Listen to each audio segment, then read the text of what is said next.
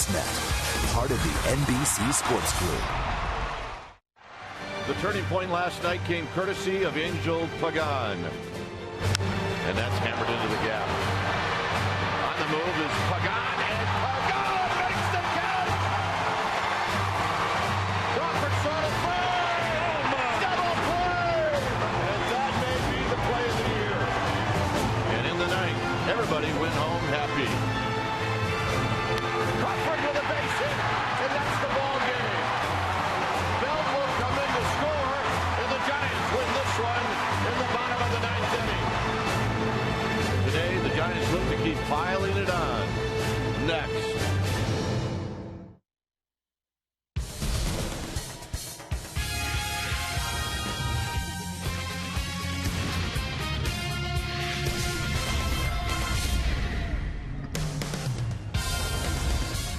Beautiful day for baseball here at AT&T Park. It's day baseball as we get ready to wrap up this three-game series, Padres and Giants.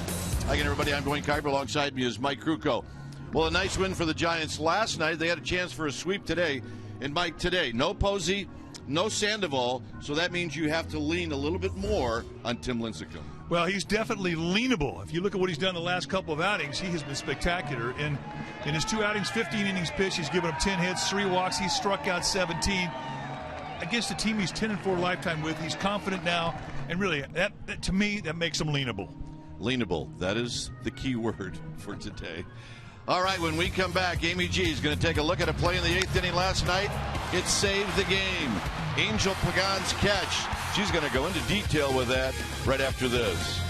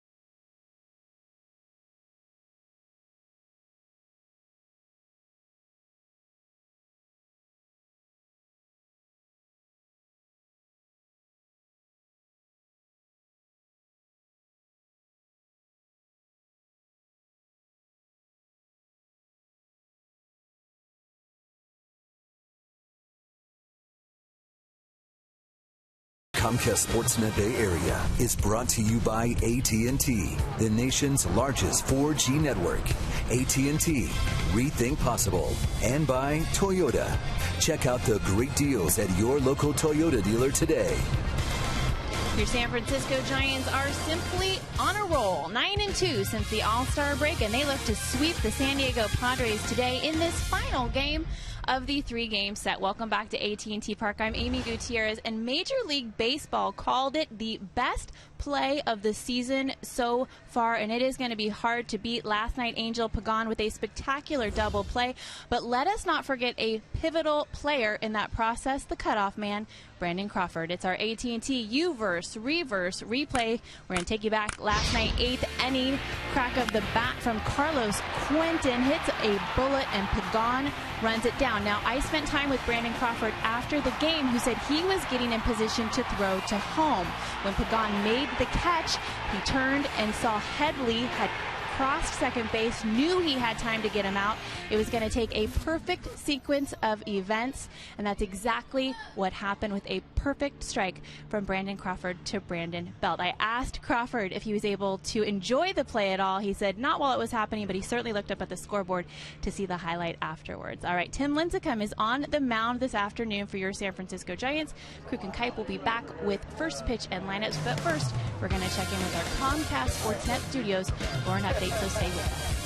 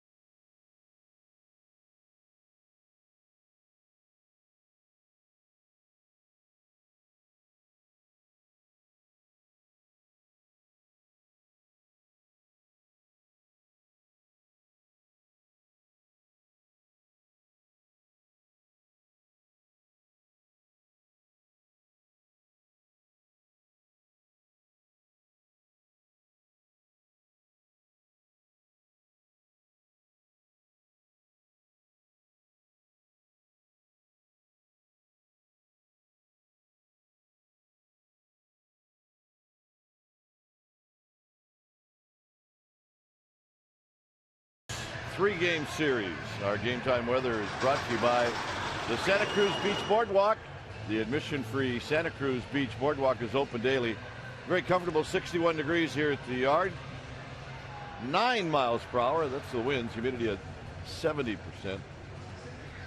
Scattered clouds, but not many. Lincecum leads the Giants out of the dugout. Like the lineup that Tim Lincecum will be facing. It'll go like this. Max and Molly's kid will lead it off, followed by Forsyth and then Chase Headley. Carlos Quentin, who is a guy you want to avoid right now, is hitting cleanup. Then it's Alonso Guzman, followed by Baker, Everett Cabrera, and pitching and batting ninth is Jason Marquis. On the hill today for the Giants will be Tim Lincecum. And let's take a look at what he has done this year. In 20 starts, 4-10, 5.72 ERA. 5.72 ERA. He's knocked a point off his ERA in his last two starts. And let's just look at the last two starts. He has pitched 15 innings. He's given up 10 hits, 3 walks. He has struck out 17 and given up 2 runs. This is what the Giants have been waiting for all year. He has found his release point back. Lifetime against these San Diego Padres, 10-4 with a 2.03 ERA. A fastball, a curveball, a slider, and a split is what you're going to see. Let's take a look at those pitch grips from Lincecum. As you mentioned, the fastball, you see the thumb underneath the middle finger. Then you take the thumb and put it underneath the forefinger. And that's your two-seam fastball. There's the split. The two seams right between the forefinger and the middle finger. And then there's his slider with the pressure point right here on the middle finger. And then, of course, the curveball, which is really the only specialty pitch with he showed up in the big leagues with. And he'll also throw a cut fastball. He just kind of bolts the ball on this side. Have your middle finger and your thumb grip. And that is your cut fastball. Let's take a look at the percentages as to what he throws and how often. Fastball, 53.5% of the time. That's good. And everything else sort of follows as to how temperamental it is that day. Notice that the changeup or the split is the one that he has been throwing the most. Last couple starts, there you have it. 1-0, 1.20 ERA. 15 innings, 17 strikeouts against 3 walks, only 13 base runners allowed. He has been lights out. So, here we go. The first pitch of the ball game is on its way, and it is a bit outside. 1 ball and no strikes. So we get underway at 12:45. And the 1-0 to Venable and a swing and a miss. 1 ball and 1 strike. Nice, easy 92-mile-per-hour fastball. And what he's had here the last couple of starts is second stage movement on that fastball and the ability to command it. Very important. Venable hitting at 243, 6 home runs, 22 driven in. He's had 31 lifetime at-bats against Lincecum. And he's had 8 hits.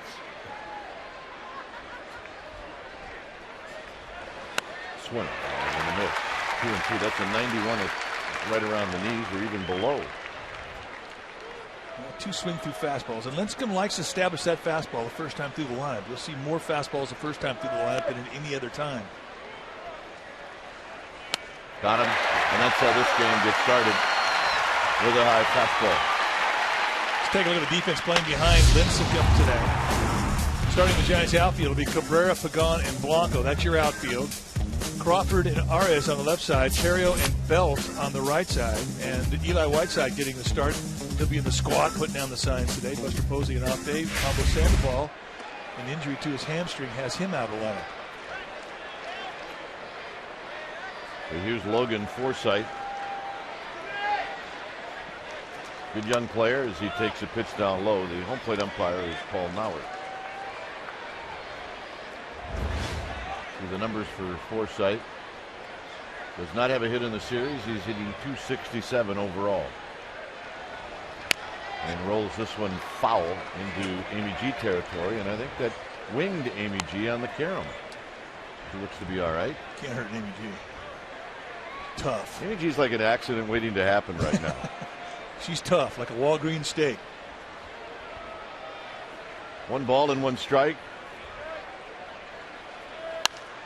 High and foul down the right field line. It's 1-2.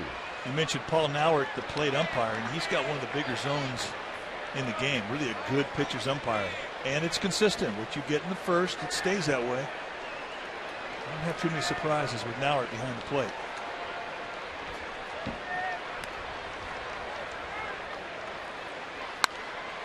And Forsythe with a bit of an emergency swing just to stay alive, and he does do that. You see the batting average against the fastball Lincecum in April, 308. He was throwing at 88 miles an hour back then, and as he's gotten more command of his fastball and his release point, the batting average has gone down. Got him. Again, fastball the payoff pitch. We'll also learn a little bit more about Nauert and his strike zone. Let's take a look at our Toyota Exmo, brought to you by your local Toyota dealer. And always watch when that front foot goes down. Is the hand in proper position? That's what he was having such a tough problem with early in the year. Now it's right out where it needs to be. The release point out in front of his plant foot where it needs to be. He's dialed. Here's Headley, who takes high. Headley hitting .268. 11 big flies, 50 RBIs. He's 8 for 29 against Lincecum. Does have 3 doubles and a home run against him. Swing and a foul. 1 ball and 1 strike. Something he could not do back in April and May with the fastball. He could not consistently challenge with the 1 speed. The ball was calm. There was no life to it going through the strike zone. Hit into center field. Pagan on the move. It is starting to carry, and it is gone. So Headley with a first inning home run, and it's 1-0 Padres. I'll give you an idea that this is going to be a pretty good day to hit. Now, in the daytime is when you see the least amount of wind, which is really what protects his ballpark from offense. Fastball, he gets every bit of this thing, knocks it out to center field. Home run number 12 on the year for Headley, as you see it from our splash cam.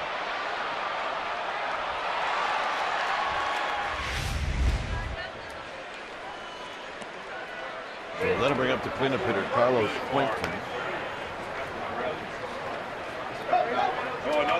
Guys have not been able to get Quentin out. There's an off-speed pitch and a swing and a miss, 0-1. He comes out hacking, doesn't he? Yeah, he has either picked up a hit or he's hit the ball hard at somebody in this series.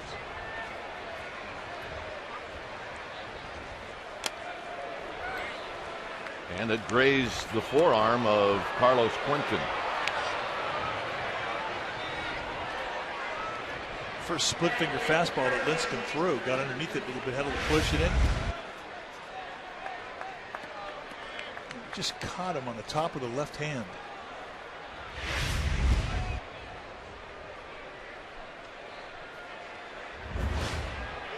Here's Yonder Alonso. The other guy that likes the first pitch.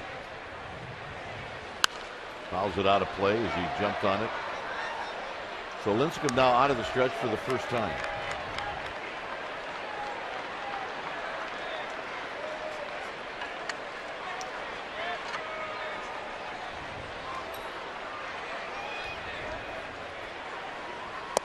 Swing. And a miss. 0-2. Hard breaking ball. Alonso 1 for 6 in his career against Lincecum with 3 strikeouts.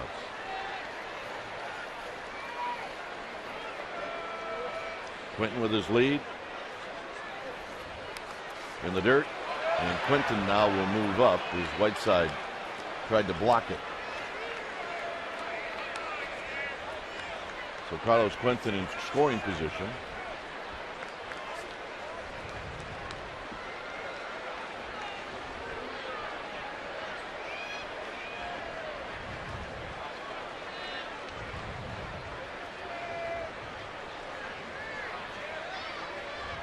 Quentin at second base, 2 outs.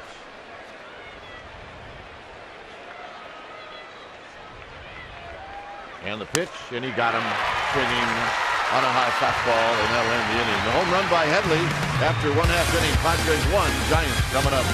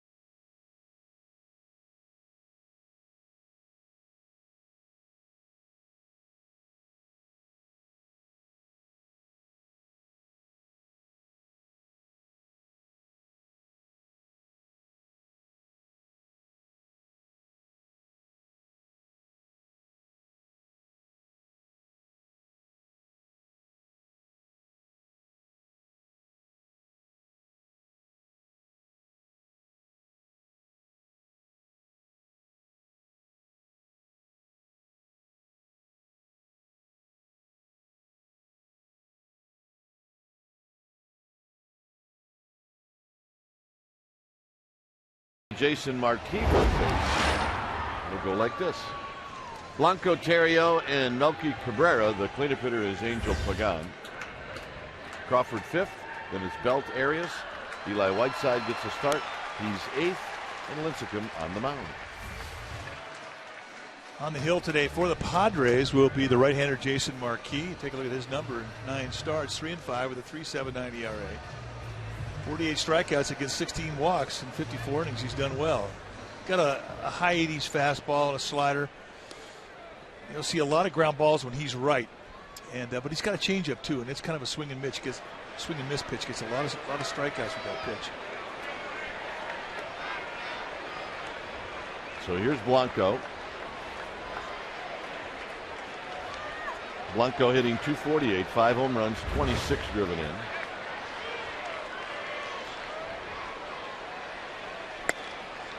Marquis is truly one of those guys where you have to get him early. He's 5-5 lifetime against the Giants, 4-3 here at AT&T Park. But you can't be stubborn with him. He's going to throw a lot of pitches away with movement running away from left-handed hitters, and you can't try and pull him. You got to try and go the opposite way with him. 2 balls and a strike.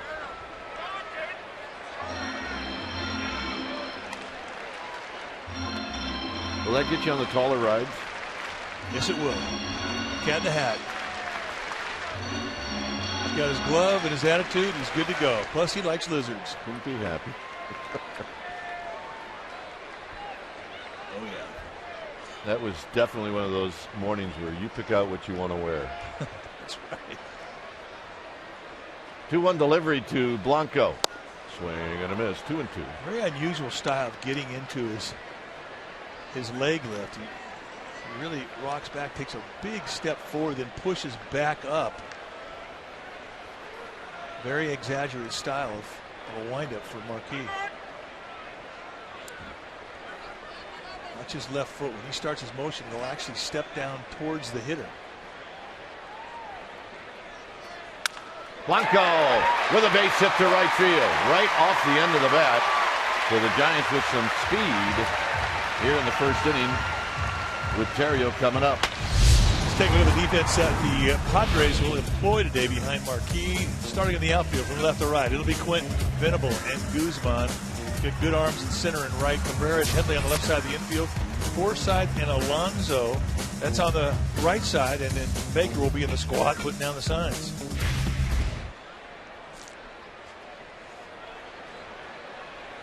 So here's Terrio hitting .281. He's got 20 RBIs. And Blanco's got a huge lead.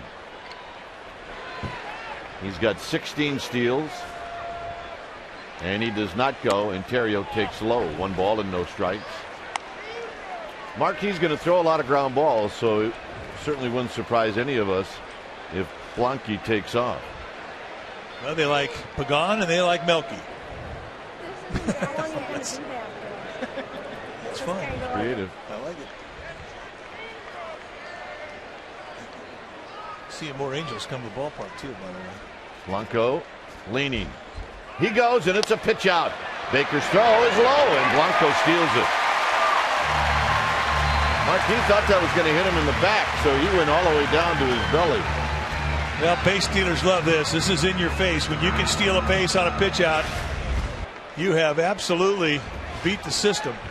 Baker stepping up to try and cheat. No help, and that's our forward right choice. Padres have allowed 106 stolen bases, and that's the most in the major leagues. Terrio with a bunt. It's a good bunt. Marquis slings it, and they just get Terrio, and Blanco moves over to third. Great bunt, great play.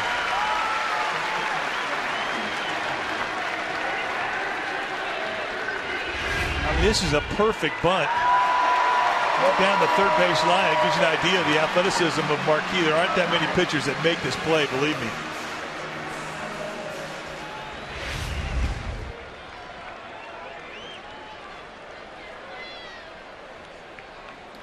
So here's Melky Cabrera,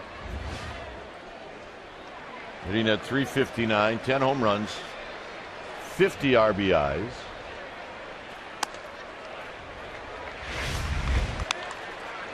Watch him adjust the grip as he goes down to pick it up.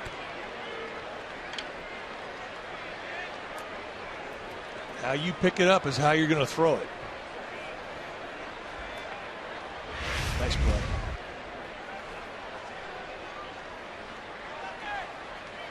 Way outside, it's 2-0. I shouldn't say adjust. I should say how he sets his grip on it. He's not able to adjust it with one hand.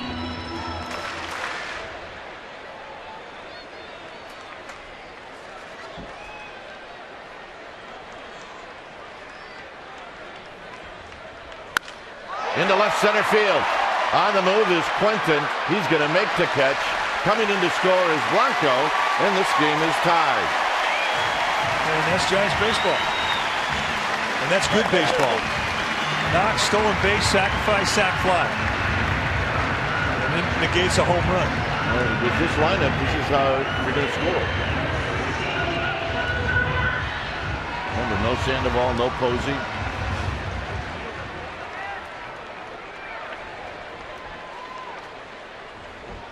Here's Pagan.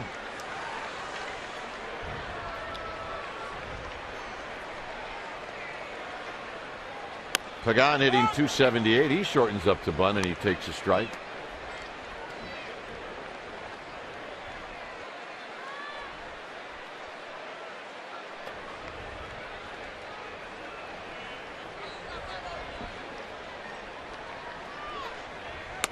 Pagan now falls behind 0-2. He's 4 for 18 against Marquis.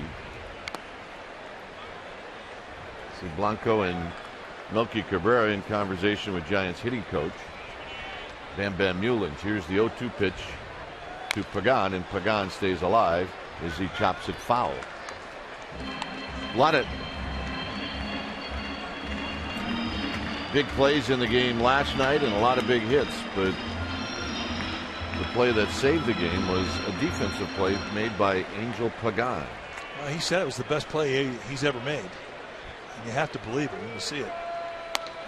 And Pagan out swinging on a high fastball. Giants tie it up on a hit and a sacrifice fly. It's 1-1.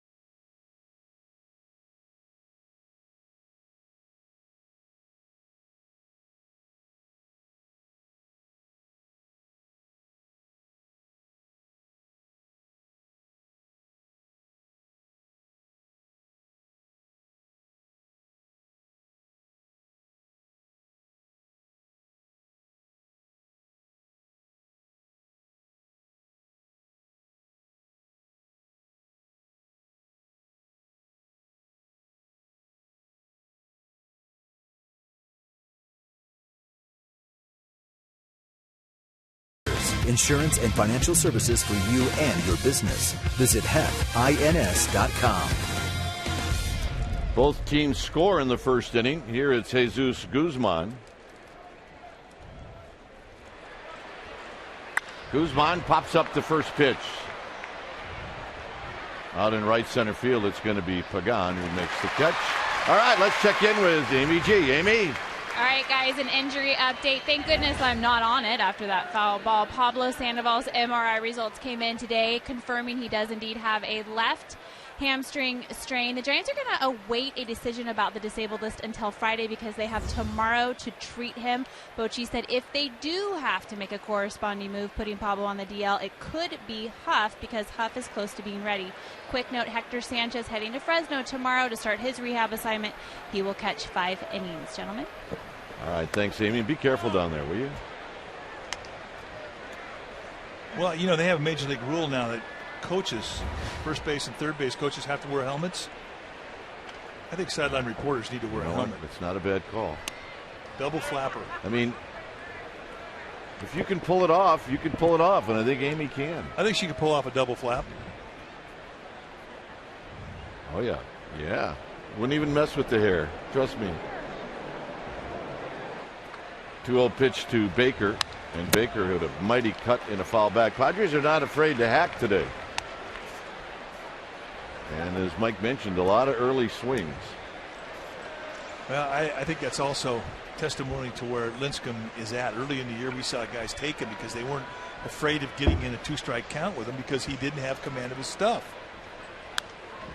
But now he does, and because of that, they don't want to get in a 2-strike situation against Lincecum. When he's right, he's got 4 ways to strike you out. And they want to avoid that, and that's why you're seeing them much more aggressive early in their at-bats.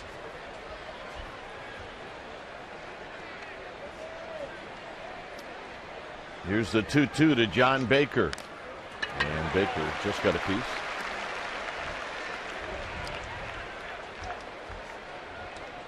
Two things go hand in hand with his mechanics. One, fastball command. He's able to control on both sides of the plate at the knees. He can elevate. And two, he consistently can hit the bottom third of the strike zone with his slider, with his curveball, with his split. And now full count.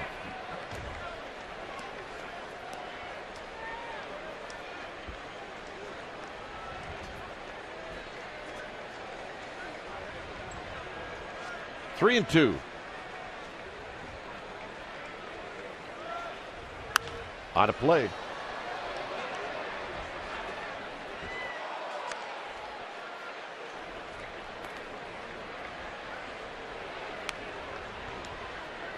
Ended up in a good place.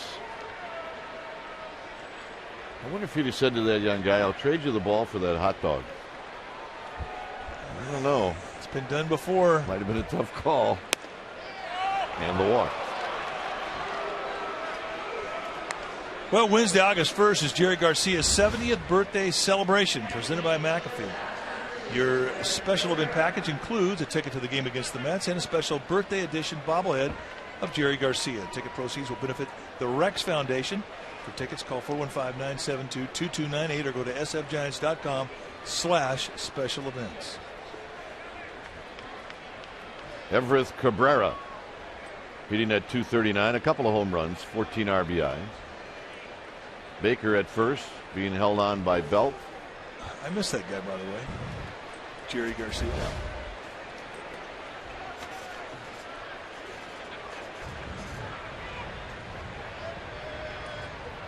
Marquis, pretty good hitting pitcher. He's on deck. Swing and a miss. No balls and 1 strike. So that time Lincecum stayed away from the first pitch fastball.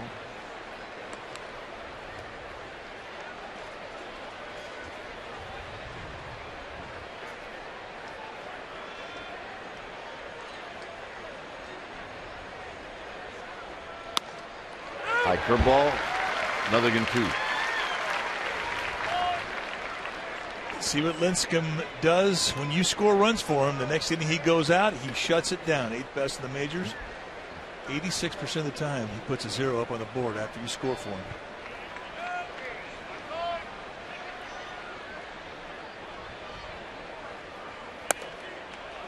A high fastball, 1-2. A home run by Chase Headley in the first inning. If you just joined us, put the Padres ahead. Giants came right back in the bottom of the first inning with a run. A few brooms around the park. Giants The last two series needed to win the last game to sweep the opposition, and they haven't been able to do it.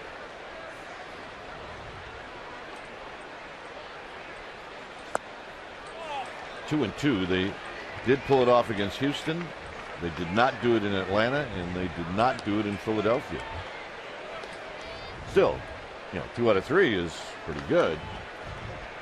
Especially on the road, especially in Atlanta and Philadelphia.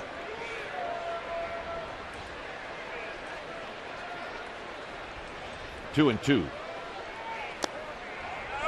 So Lincecum now can't get Cabrera to bite. So the count is 3 and 2. We'll see if John Baker has any thoughts of going.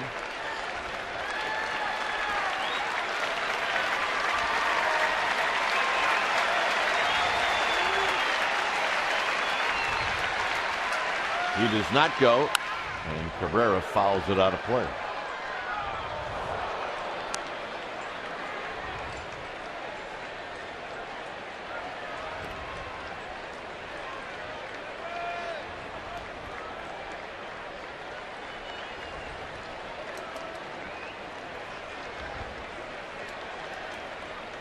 Lincecum gets the sign from Eli Whiteside.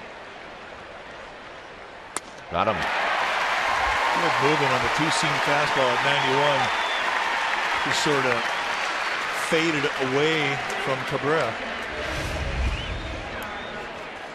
Set up in the middle. You can see the movement very subtle. Ends up being a fastball that Cabrera gets overmatched with. Boy, that's great movement.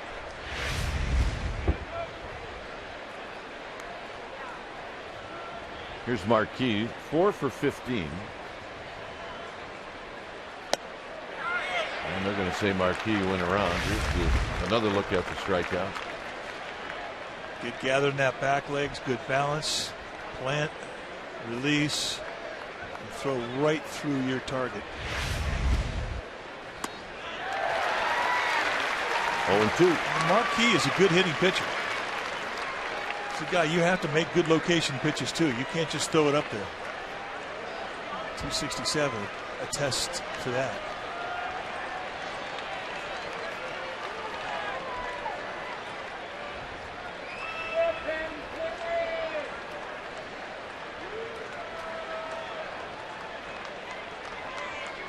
Lincecum at the belt. Eli Whiteside had none chance on that one. Wow. Is that a wild pitch? Hey, I'm going to go out on a limb and say that's a wild pitch. Okay. Watch how far out in front of home plate this one bounces. Hits him right on the left shoulder. Good call by our official score. It's 1-2.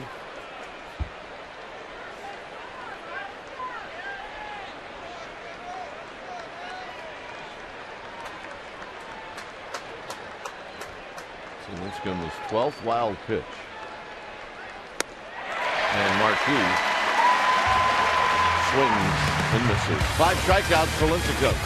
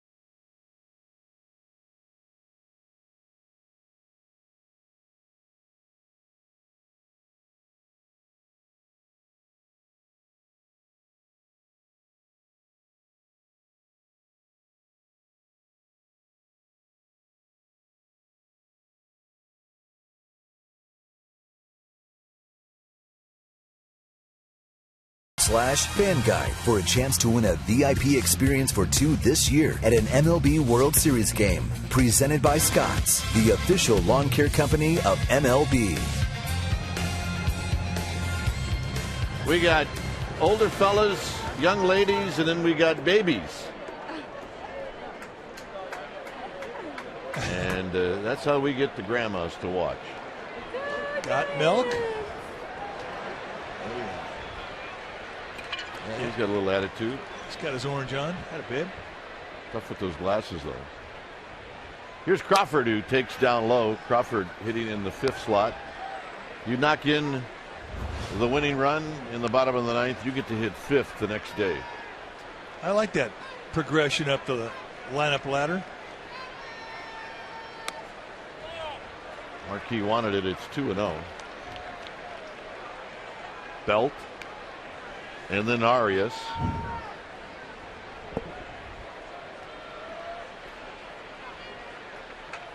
There's Bochy using his bench today. We used to, as players and even as broadcasters, watch Tony La Russa do this all the time.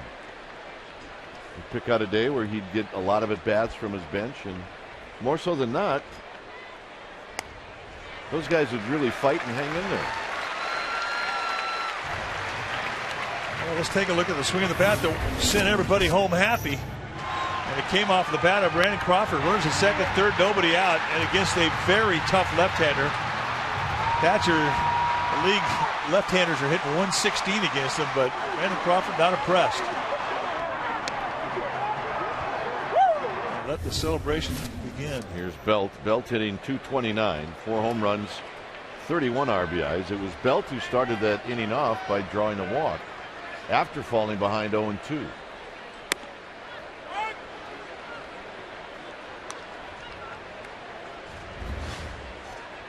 He does have a hit against Marquis. 1 for 2. They hit a double.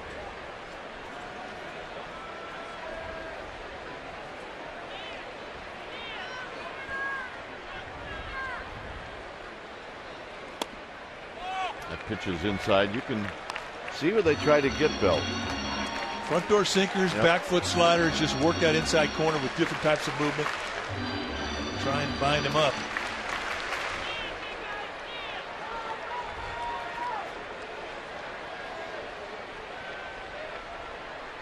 Runner goes. Throw down to second. They got him. He may have hurt his shoulder. Cabrera had to reach across to tag Crawford. The Crawford gunned down. He dives head first and he really sticks. I'm not sure. It may have stunted his arm. It did, and he couldn't reach. I think if his arm is able to reach, he steals it. I agree. He tried to get it out there, and due to the wet surface, he couldn't reach it. Almost a face plant. So Belt out swinging.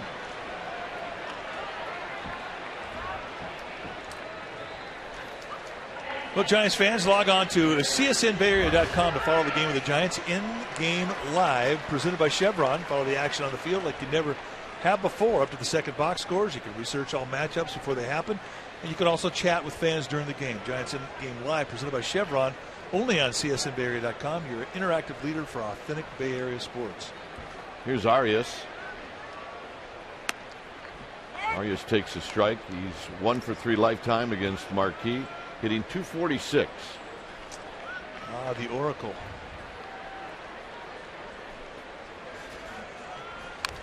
And that's fouled past Eli Whiteside, 0-2. Something's going to happen here next year. That's the Jimmy Spittle boat. 2 Oracle boats, the Russell Coots and the Spithill. I just don't like it. It looks like it's being towed. Well, they're going to tow it out to where the wind is. It's out there past the Bay Bridge on the north side. I mean, it looks like it had a flat tire. A little flip job that Forsythe's going to catch, and that'll end the inning. Find the wind, right? Find the wind, baby. A 1-1 ball game.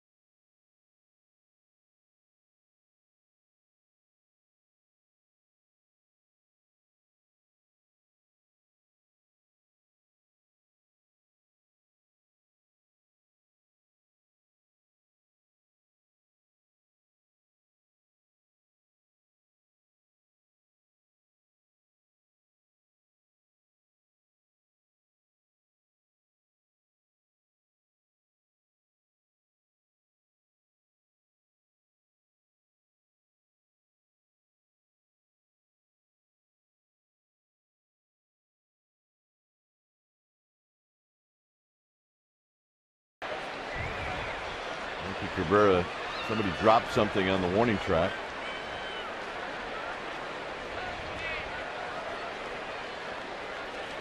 So here's Venable, who struck out in the first inning.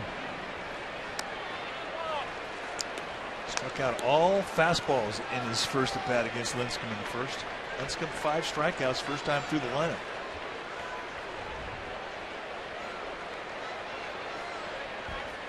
And the 1-0 pitch to Venable is a strike. Flops in a breaking ball. You just don't see guys swing a 1-0 count when you get a breaking ball like that. Gorgeous day here in San Francisco. What was game time, Tim? Okay, I wrote it down. 61. It was fouled. It's 1-2. The gush that we got was when we got off the plane Sunday after being in Atlanta and Philadelphia. And they opened up that door on the airplane. It was probably about, what, 9 o'clock, 9:30 on Sunday night? Yep. As Venable strikes out for the second time. Thought we were packing meat when we got out. It felt so good. All right, here's our McDonald's True Stories, July 25th, 2003. You remember Pedro Feliz? Well, you should. He was a good Giant. He provided late-inning heroics by blasting a 3-run walk-off to give the Giants a 5-2 win against the Padres. Check out Bruce Bochy. Was he a happy camper that night? He was not. That's our McDonald's True Stories. You know, now you see him in those pictures, and he was wearing a Padre uniform, which he wore many years. It looks funny. Yeah, it looks odd. You're so used to him in the Giants uniform. He wears it well.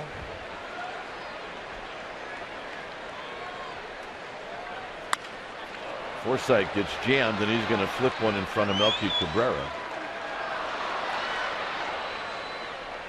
So 1-out single, bringing Chase Headley to the plate.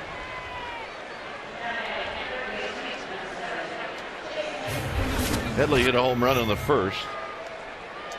Well, he set up in the inside corner. This one's right out over the middle of the plate. Nice balance approach. And really, that's one of his strengths as a hitter. Uses the whole field.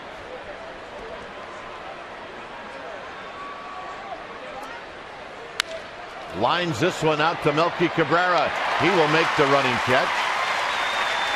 So Headley again hits the ball right on the screws. And with 2 outs, that'll bring up Carlos Quentin. Get us all. Get us all. We all want to get on there. Game your dude from Hungary. We got a whole boatload of junior Giants here today. Phoenix Project. Yep. Got their orange and black on. They're looking like they're ready for baseball. Got their game faces ready. He's from Hungary. Quentin reached first. He was just grazed on a split. It was on his forearm.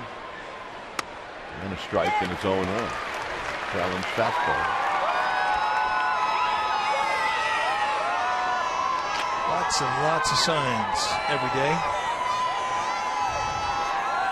Very entertaining.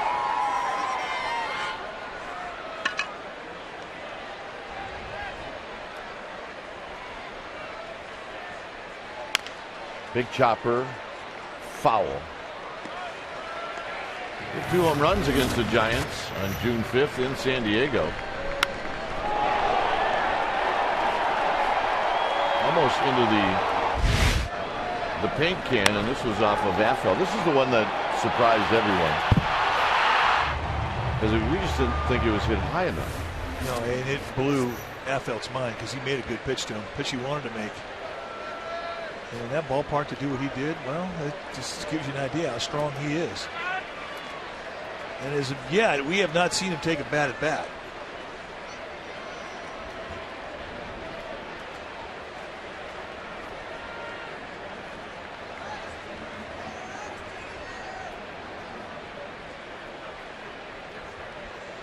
And now Lincecum set for a long time, and he finally stepped off. He's got to watch Headley. Forsythe rather, good base runner, and he can steal.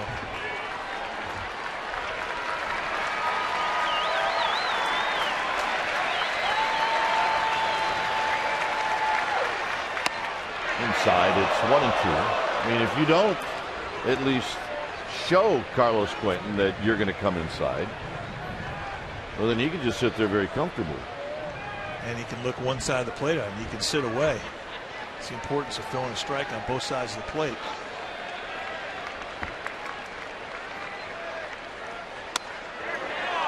This time with a split, it's 2-2.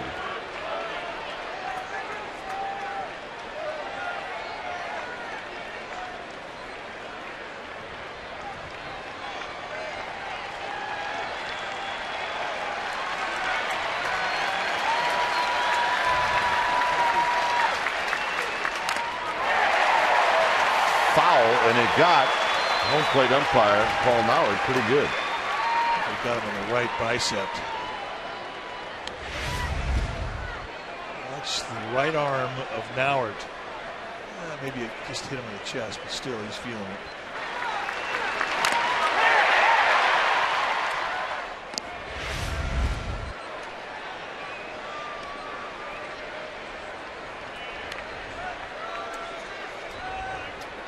So it remains 2-2.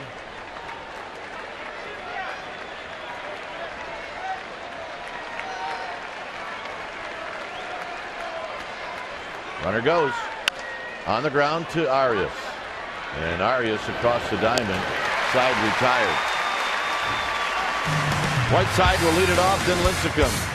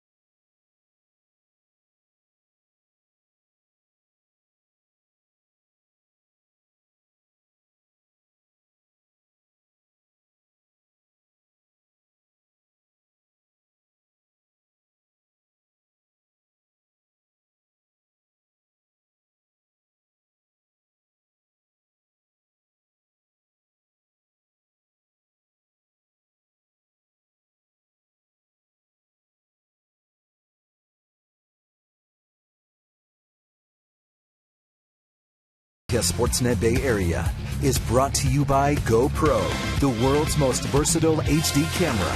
Be a hero. GoPro.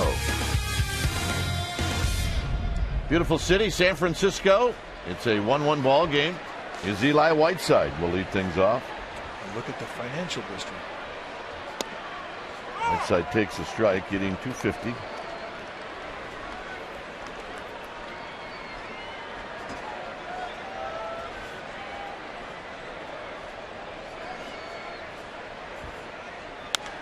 Pops this one up.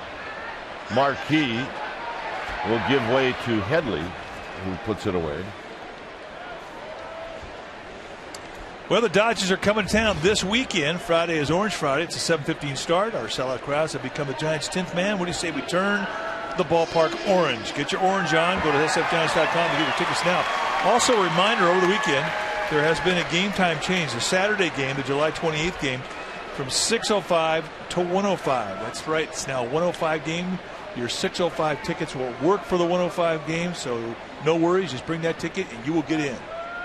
Here's Lincecum, who takes a strike. Yeah, we got to get that guy a game routine.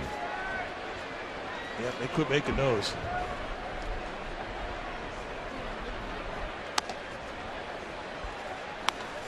Lincecum on the year, 3 for 27.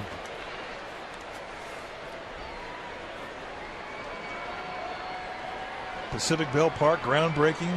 That's pretty much the entire Giants history on that hat.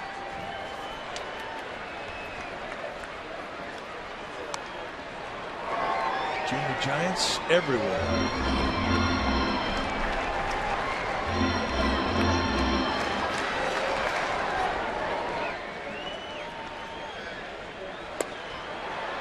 And Lincecum out swinging, and that'll bring up Gregor Blanco with 2 outs. 3 strikeouts now for Jason Marquis. Blanco led the first inning off with a base hit. He eventually scored. Nate Schultz has been swinging a hot bat 5 days in a row. Here's Bochy sending out Gregor Blanco. Oh yeah, I'm taking my pennant and I'm holding it up for the whole game. Here's Blanco. A little low, 1 ball and no strikes.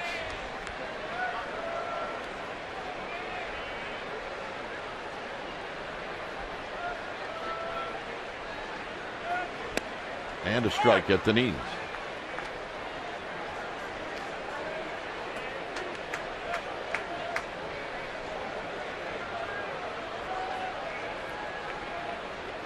Terrio would hit if Blanco reaches, and this is a fair ball, and they just got him.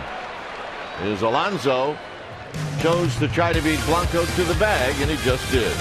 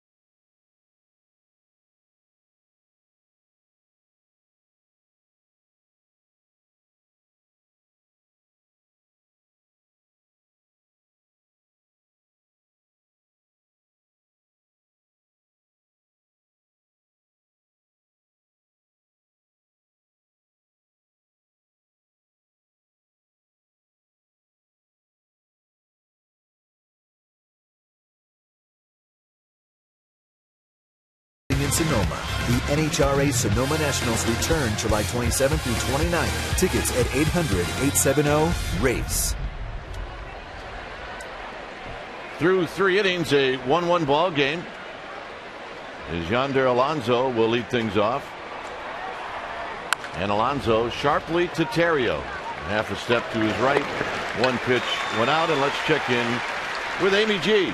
All right, Dwayne and Mike, congratulations to the San Francisco Giants. They were named by Major League Baseball to host the championship round of the World Baseball Classic, set to take place in spring 2013. President CEO Larry Baer of the Giants said that this is the perfect venue to showcase the best baseball players in the world, and they look forward to hosting this international competition at one of the most international cities in the world. Congratulations. What an honor, guys. Very good.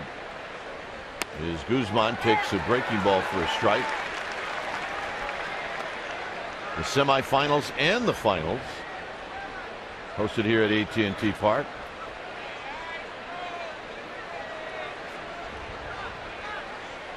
And the next pitch is high.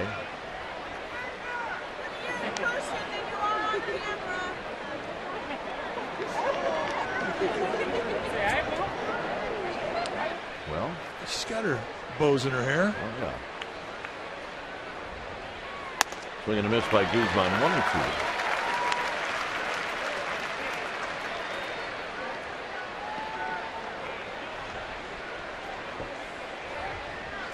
On deck, John Baker. Lincecum with 1 walk. He's hit a batter, 6 strikeouts.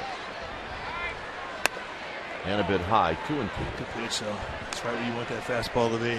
It's tough to lay off, especially in a 2-strike count.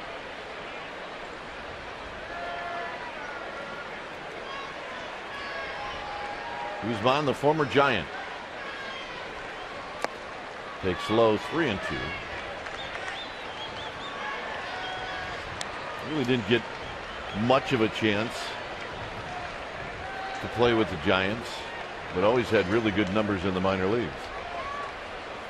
He has had a chance here in San Diego, and he's done well. Payoff pitch. He's lined over Crawford for a base hit. That'll be a 1-out single, and John Baker will hit. Lincecum has a hard time coming up with a clean inning. The slippage coming out of the box for Guzman. Nobody saw that. Yeah. So here's Baker. Baker walked in the second.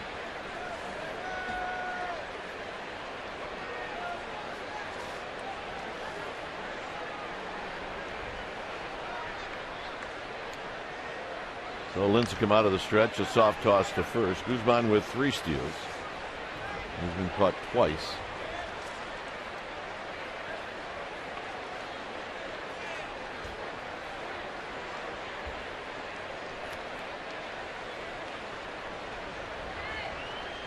Swing and a miss.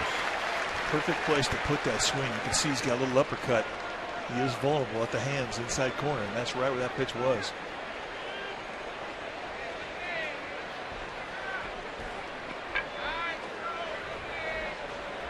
Guy with a natural uppercut's always going to be a good low ball hitter. Keep that ball at the bell line above.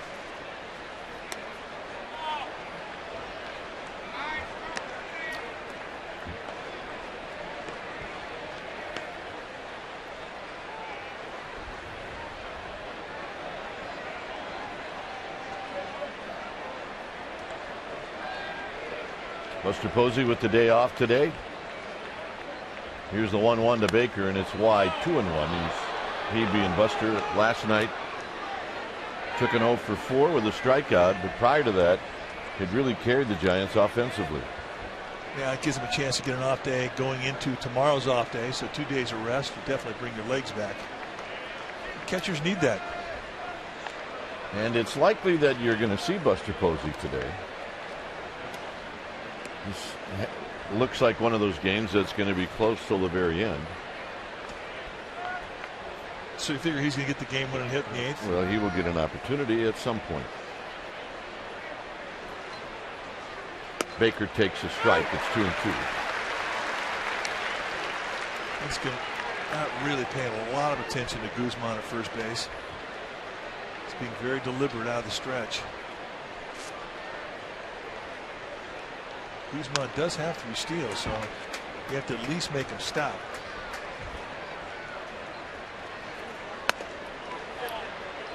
Well, 3-2 is a count you see a lot of runners take off. 3-2.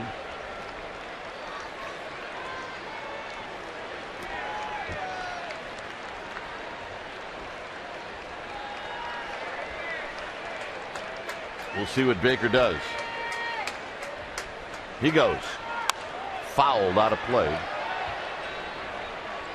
It's come through an off-speed pitch, and Baker hit it back into the club level.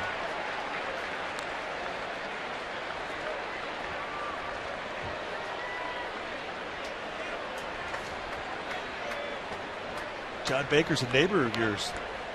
Lives in Danville. Graduated from De La Salle High School. Went to Cal. Runner goes, swinging a shot into right field, a base hit. Guzman read it correctly as he will work his way over to third. So the Padres now with runners at first and third and only one out. Our trivia question brought to you by AT&T. Name the two Giants pitchers to hit 2 home runs in their career against the Padres. So here's Everett Cabrera.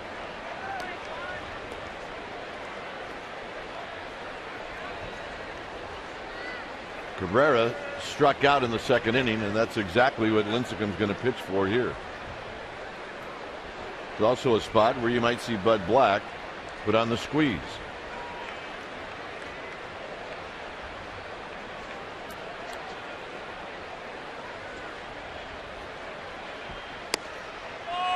Cabrera shortens up to bunt, and it's low, 1 ball and no strikes. A safety squeeze is such a good play when you have a good bunter. Cabrera is a good bunter, and if you run it right, you really can't do much about it defensively. Well, not as dangerous as a squeeze. Say this: if he bunts it to Belt, Belt's going to be right on top of Everett Cabrera.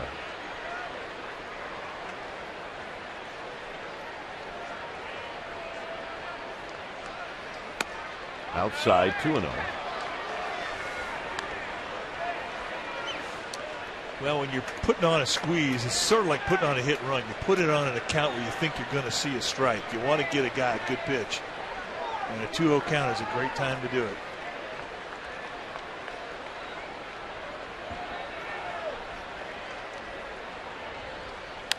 Foul back on a high fastball. Cabrera's not afraid. He proved it back in the game. Look at Cabrera at third base. Kenley Jansen turns his back to home plate, and in a 1-run ball game, Cabrera steals home. That ties it, and then on the backside of it, Padres score another run when Will Venable scores from second base, and they wind up winning the game by a run. The 2-1 is high and wide, 3-1. Yeah, it was really one of the most odd ways to lose a game that I've ever seen. 70 pitches now for Lincecum. Remember, this inning started out with a 1-pitch out.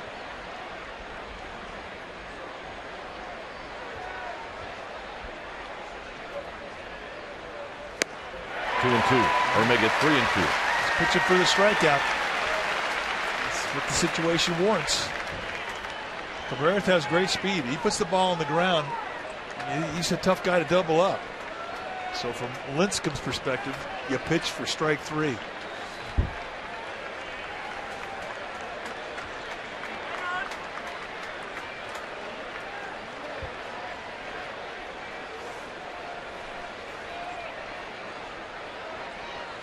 So it's 3-2. Baker's a runner at first. We'll keep an eye on him. Whiteside set up away, and the walk.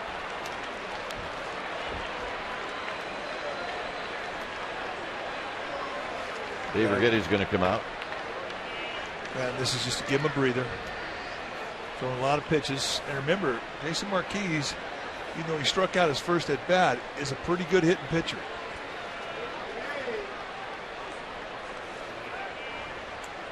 Take some time here. And now here comes plate umpire Paul Nauert and Mosey on out. And then Dave Urquette heads back. So his breather is completed. Give him a little pep talk. Go get him. Guzman a single, Baker a single, and Cabrera now with a walk. Guzman at third, Baker at second, Cabrera at first. Marquis struck out in the second inning.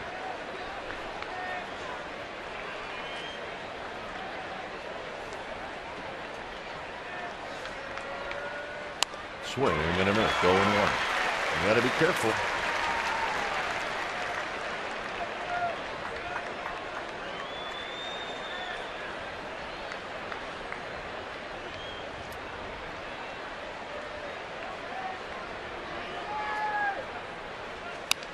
Boy, he had a rip. It's 0-2. Ooh, anytime you see that foul ball go straight back, he's got your time. And he just missed it. And And that is not your average everyday pitcher swing.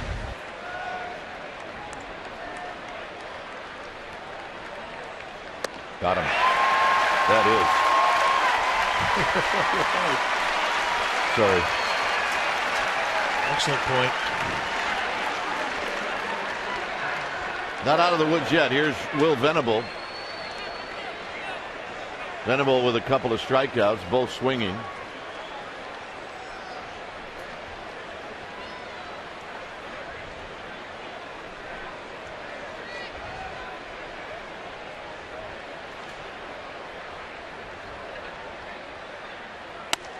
Boy, just inside. Cut that fastball. Different movement on the fastball than what Venable has seen in his previous 2 at-bats.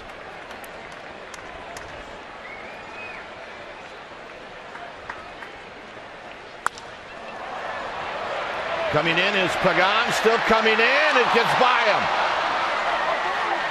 And they're going to hold the back runner, Venable, into second base. It's 3-1, San Diego. So Venable comes through with a 2-out hit.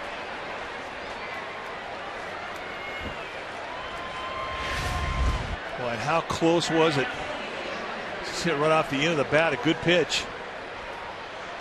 And Pagan coming in, trying to dive with a backhand, just under the web of the glove.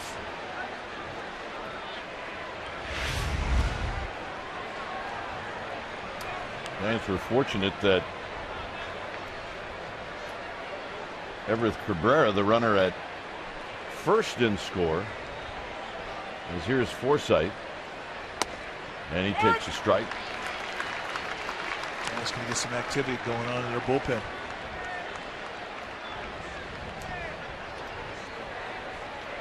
Brad Penny heading down.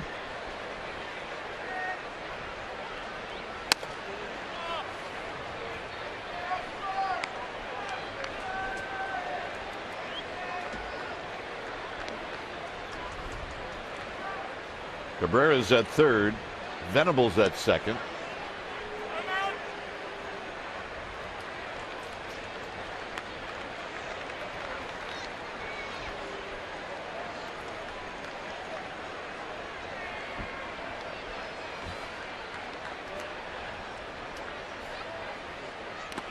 And the dirt blocked by a Whiteside. 2 balls and a strike. Nice block.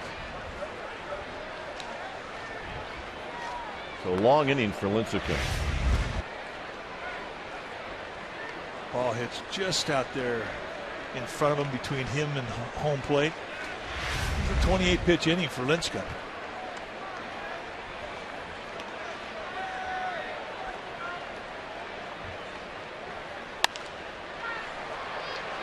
Skied out to right, and Blanco will put it away, and that'll end the inning. So damage done.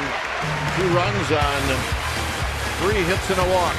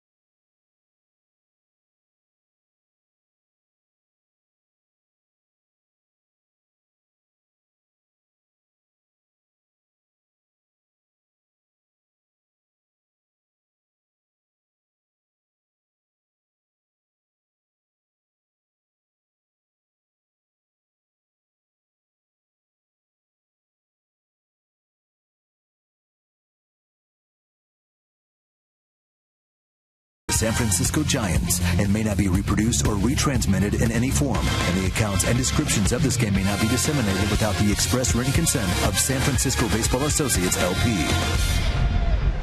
Our trivia question brought to you by AT&T. Name the two Giants pitchers to hit 2 home runs in their career against the Padres.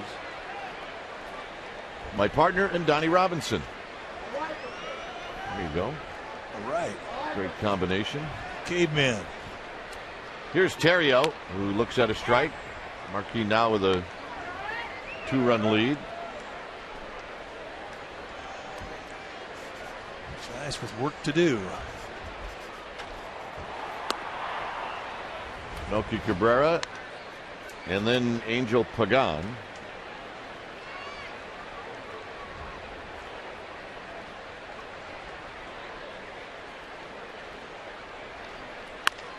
Terrio on the ground to third for Headley.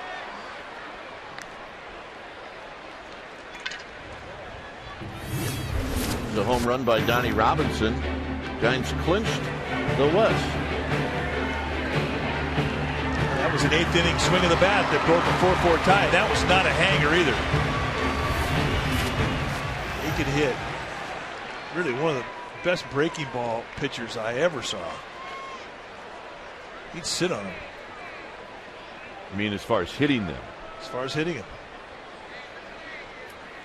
Cabrera looks at a strike. He lined out to left, ended up being a sacrifice fly.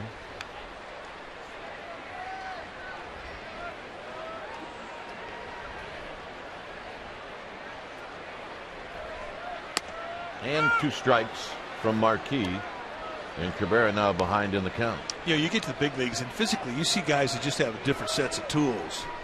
Guys who have like a man-and-a-half strength, like Carlos Zambrano, he's a man-and-a-half. Don Robinson's a man-and-a-half.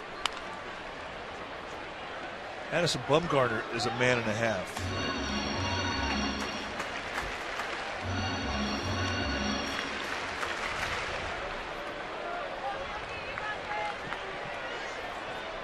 They do things physically that is very easy to them, and not to anybody else. In the dirt to Cabrera.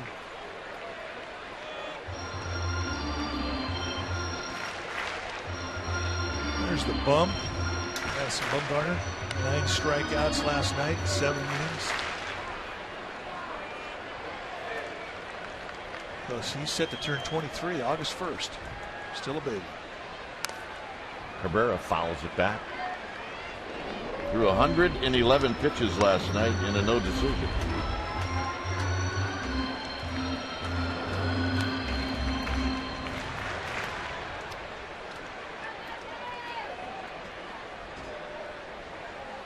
The 1-2 to the Milkman. Now it's 2 balls, 2 strikes.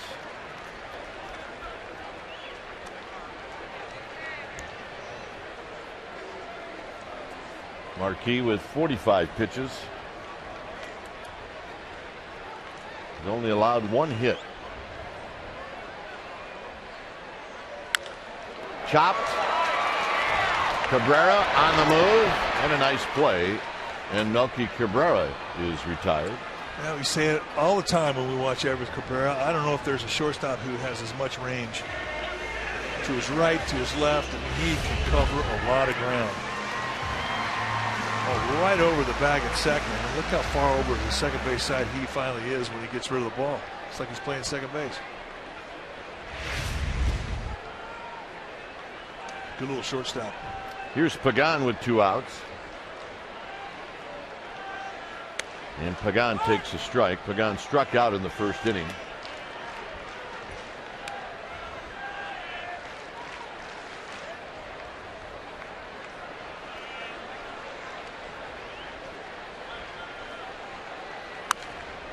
Marquis with 1 walk and 3 strikeouts.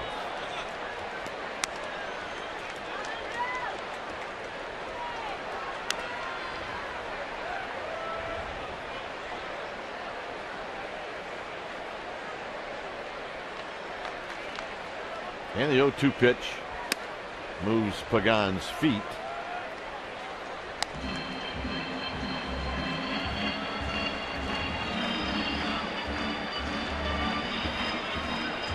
Dogs here. He's got a different weird lid every game.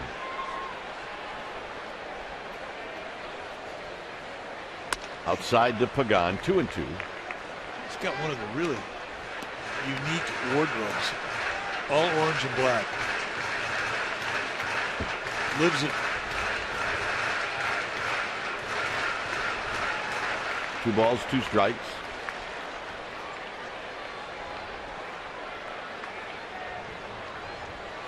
And Pagan hits it on the ground to force out, and that'll end the inning.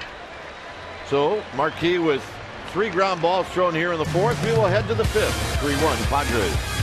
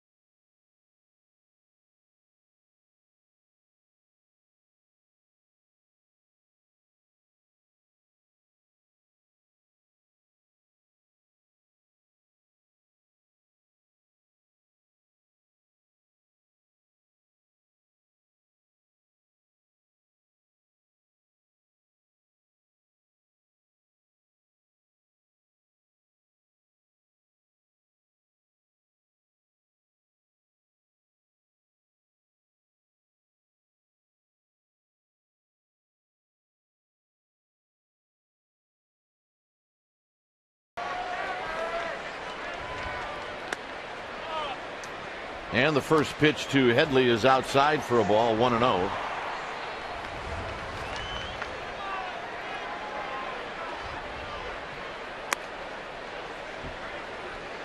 Headley is homered and he's lined out to left field.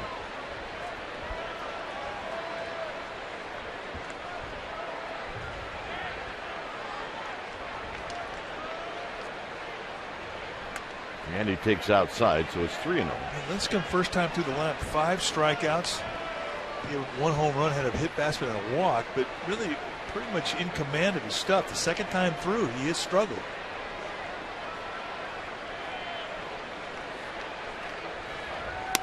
Headley takes a strike. Carlos Quentin on deck.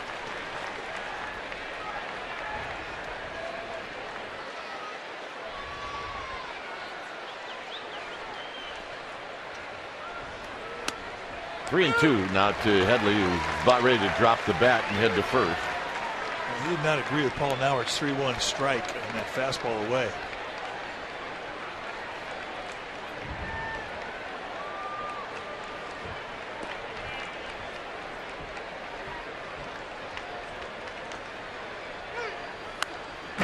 On Headley's hands, and he fouled off the top of the backstop.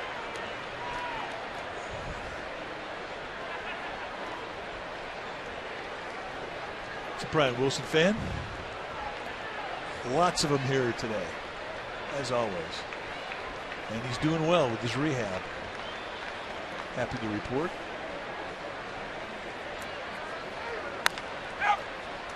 Belt will spear this one, but it's foul.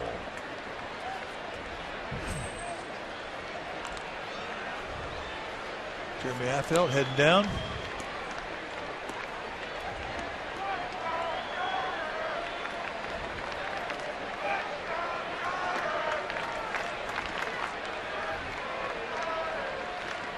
It is a family affair here at the ballpark. The guy couldn't be happier. Strike 3 call to Headley. Beautiful curveball. We see we check out our Chevron pitching matchup for the next Giants game. That's right, the Dodgers coming down for 3 starting Friday. They have not determined their Friday night starter, but whoever it is, they'll face Matt Cain. And you can check us out right here on Comcast Sportsnet Bay Area Friday night at 6:30 for Giants pregame live. Before we bring you game 1 of that series, that's our Chevron pitching matchup. Could it be Ted Lilly? Could be. Here's Carlos Quentin. Quentin hit by a pitch in the first. It bounced out in the third as he lines this one into center field. Just not fooled. Not by anything. And that was a first pitch breaking ball, and not a bad one. Boy, he loves that first pitch. Yep, you get to the yard, take a lap. Still one of the really great walks in the city of San Francisco. A lap around AT&T. You never know what you're going to see. Nope. Here's Alonso. First pitch swinging. Right center field. 2 outs. Between Alonso and Quentin, you don't have to use a lot of pitches up. They're up there hacking. Guzman now does a pretty good job of working the count. You know, I think that's a consideration when you make your lineup up. You can't have too many first pitch fastball guys in a row.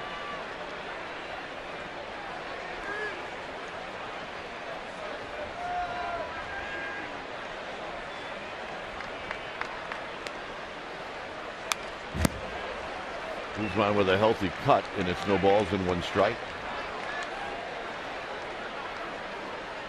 Well, the Brewers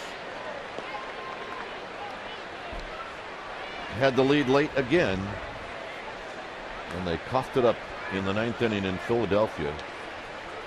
Phillies walk off with a win by a final of 7-6. And that pitch is high. Quentin was doing a dance at first. Lincecum didn't notice, so it was too late, and it's 1 ball and 1 strike. I think that's 3 straight losses in Philadelphia where the Brewers had the lead late. Tough ways to lose, boy, especially when you're on the road.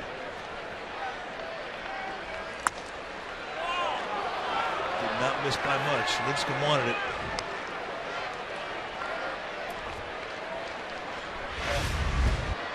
Sit up in the inside corner. Look at Whiteside stick that location. Such a good receiver.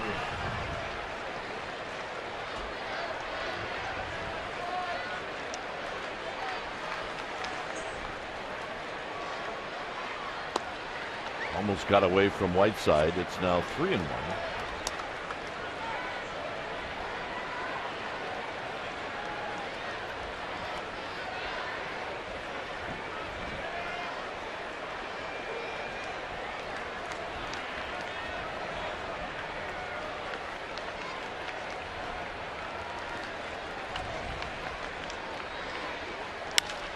High and deep to left. Cabrera's going to watch it go, and it's gone. On a 3-1 pitch, Guzman hits his 5th of the year, and it's now 5-1. Yeah, he really put himself in the driver's seat with that 3-1 count.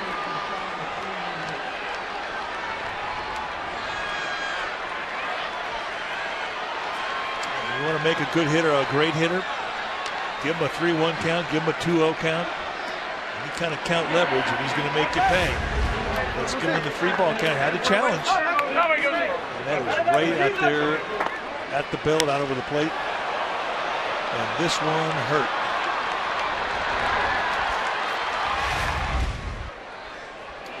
So here's Baker.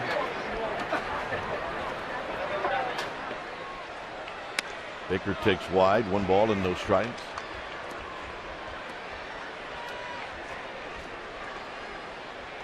A walk and a single for John Baker.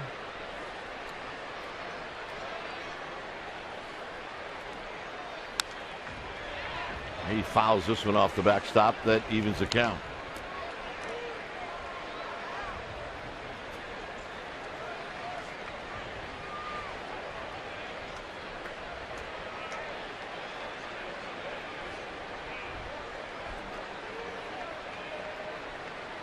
And that pitch very high, 2-1. Well, Marquis throw the ball extremely well, so the Giants are going to have to get some base runners if they plan to get back into this one.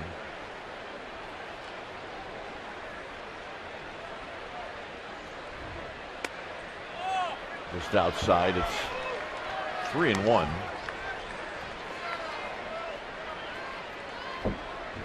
Baker's had good at-bats today against Lincecum.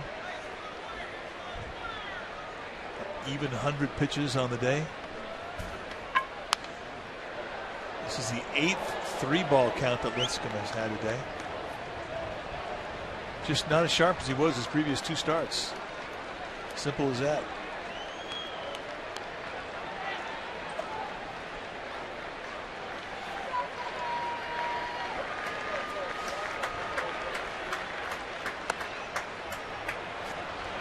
And the walk, and here comes Bruce Bochy, so that's going to do it for Lincecum.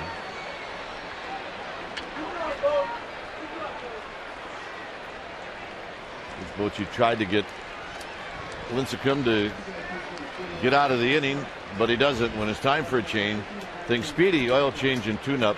Your oil change, tune-up, and smog experts. Lincecum departs. Affelt coming in.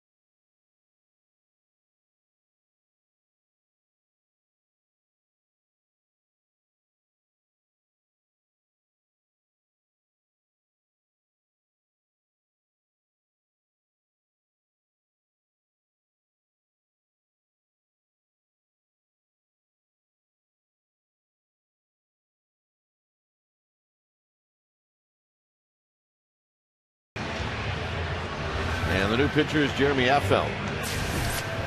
Take a look at numbers for Affelt. 1-1 on the year with a 2.39 ERA. He has been the model of consistency. Lefties, he's just tearing them up right now. In his last 42 at bats against left-handers, they're hitting the .143 off him, just 6 hits.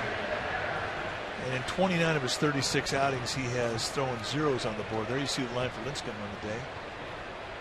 10 base runners in 4 2/3. He's not going to be happy with that. Here's Everett Cabrera. He's struck out and he's walked.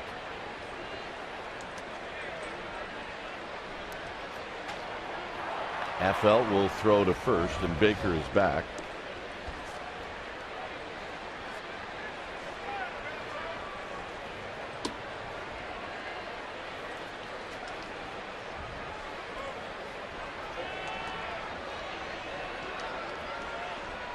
So here's Affelt. And now they've got the runner picked off. Belt's throw is in time, and Baker's gone. Crawford, Belt, and Arias coming up.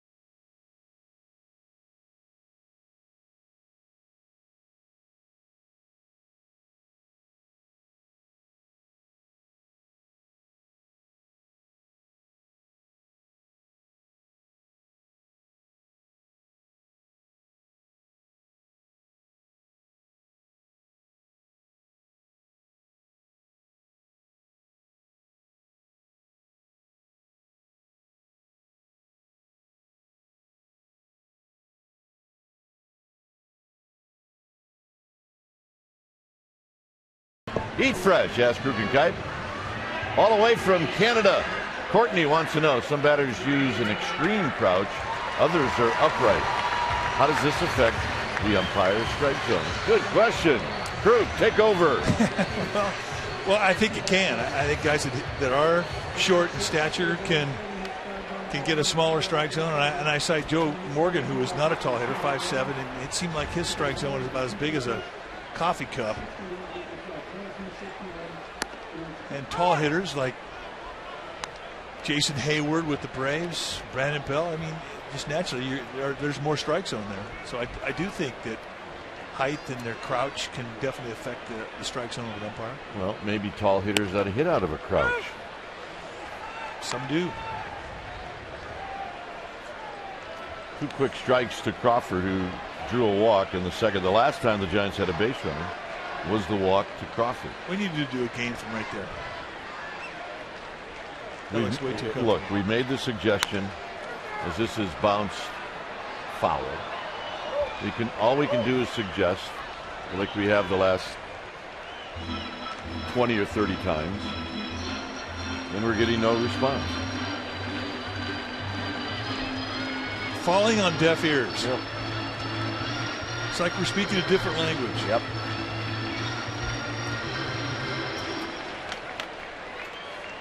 Yeah, that would be a good place to do a game. He's enjoying it.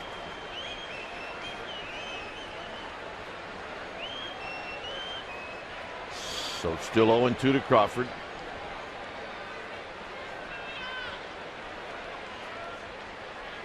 Wide 1-2. You know, we always talk about a windup is sort of a step into your stretch. And if you watch Jason Marquis, he really illustrates that. I mean, most guys take a step backwards with their left foot. He steps forward, then comes into a stretch position, basically, and comes through. It is a bit exaggerated, but I think he does it to accentuate his back leg, which I think he does it for balance purposes. And he steps forward with his left foot right into his stretch position.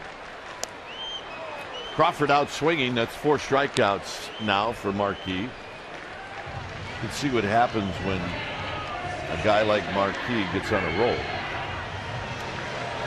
He toys with you. Now he's retired at 9 Giants in a row.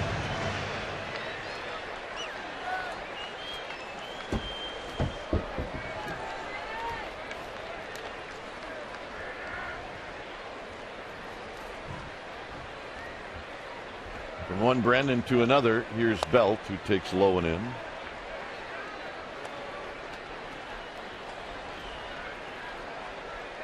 Oh yeah, see, now I think that's the hat of the year, and he wears it well.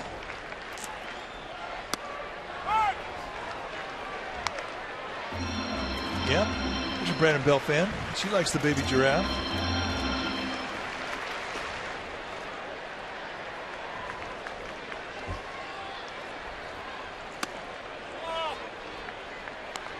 Two balls and 1 strike.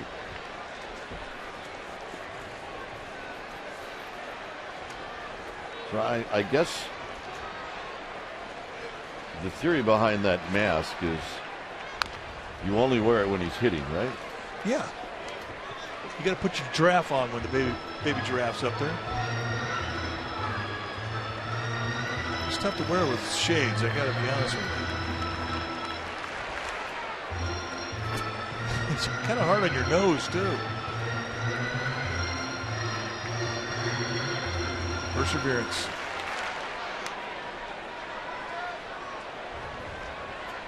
Hey, for those of you watching around the country, these are our fans. Belt swings and misses. You can take the mask off now.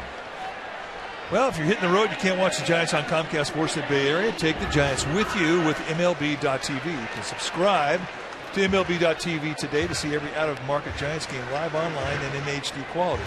So go to sfgiants.com and order and get more details. MLB.tv, baseball everywhere. Such a great concept. Here's Arias, who takes low.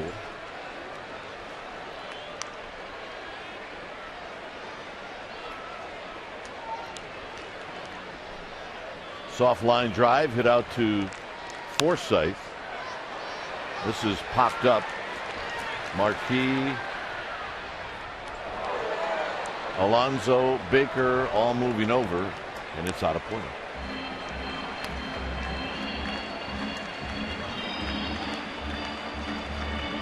We have a winner.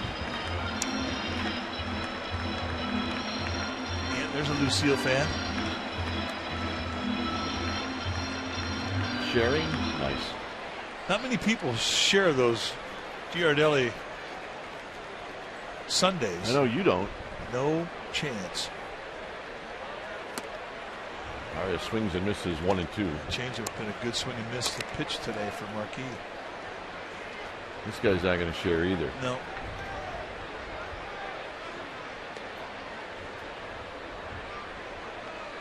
Hey, it's lunchtime. Tapped. Marquis has it. Takes his time. Side retired. A nice inning, 2 strikeouts and a ground ball. We will head to the 6th. So far, all Padres.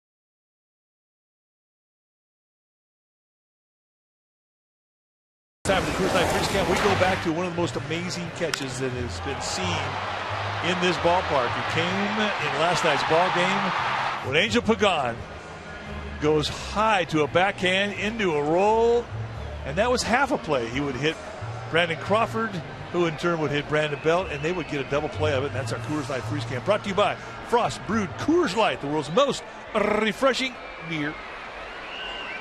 After the game, he said, "That's the best play I ever made." Yep, I have to agree. We believe you. She liked it. I could go for some snacks right now.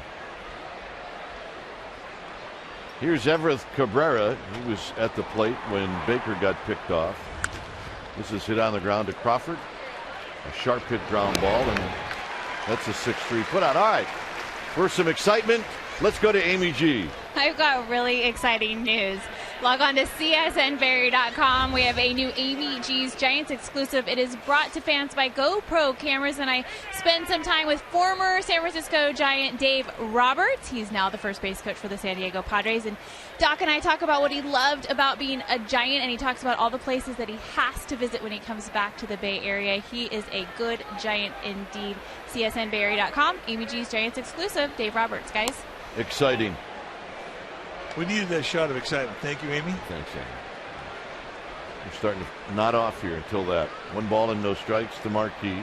She is right. Dave Roberts, a good Giant.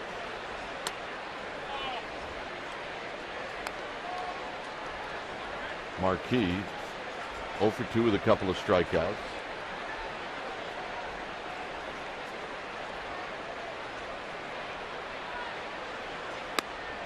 Effelt comes in with a strike, 2-1. with Vogelsong going 7 in game 1 and Bumgarner 7 in game 2. Affelt probably needs a little work. Out of play. Well, he's getting a lot of work on the side. Yeah. So you're saying he needs to get into the game. He's been leading the league in humps. He needed to get into a game, you bet. Been throwing a great ball. Giants bullpen, they have thrown 244 innings this year. That's the fewest in the major leagues. Strike 3 call to Marquis. Fewest? Fewest. Give you an idea how good the starting pitching has been. They eat up innings. But at times it does create some problems because there aren't enough innings for the guys in the bullpen to stay sharp. Yeah.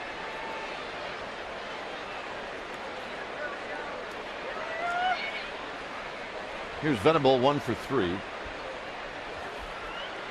Knocked in a couple of runs with a double in front of Pagan in the 4th inning. Affelt throwing the ball well right now. It's no balls and 1 strike.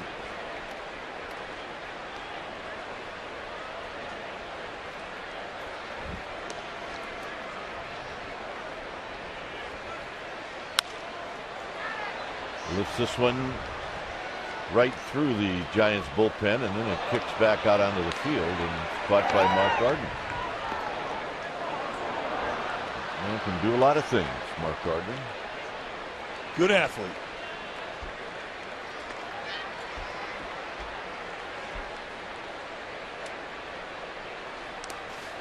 In the dirt. 1 and 2.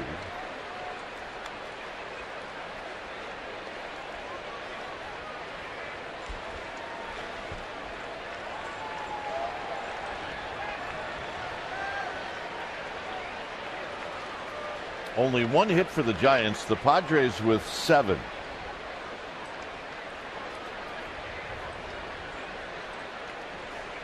Outside 2 and 2. Day off tomorrow for the Giants. And then the Dodgers in town. Dodgers will play tonight in St. Louis.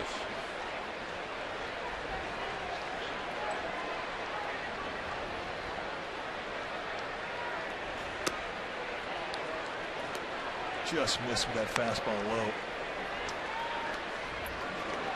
You want it with sauerkraut, Mike, or without? Well, you're the sauerkraut guy. I'm going without.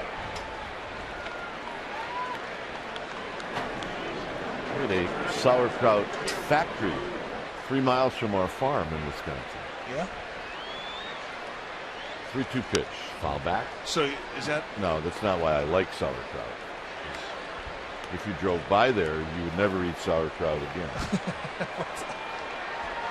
So how did you get into sauerkraut? It's what you put on hot dogs in Wisconsin. Or bratwurst. I don't even know what sauerkraut is. Strike 3 call, and that'll end the inning. 2 strikeouts for Affelt. Giants are coming up.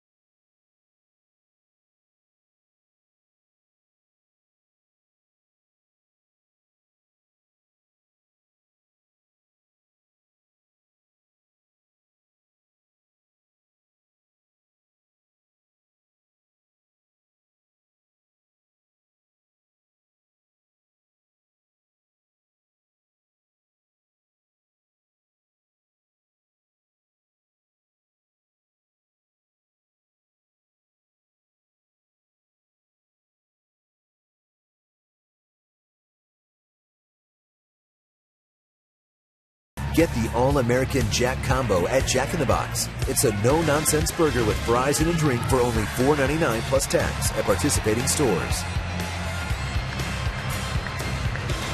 As you take a look at the Golden Gate Bridge, you'll see the score is 5-1 San Diego.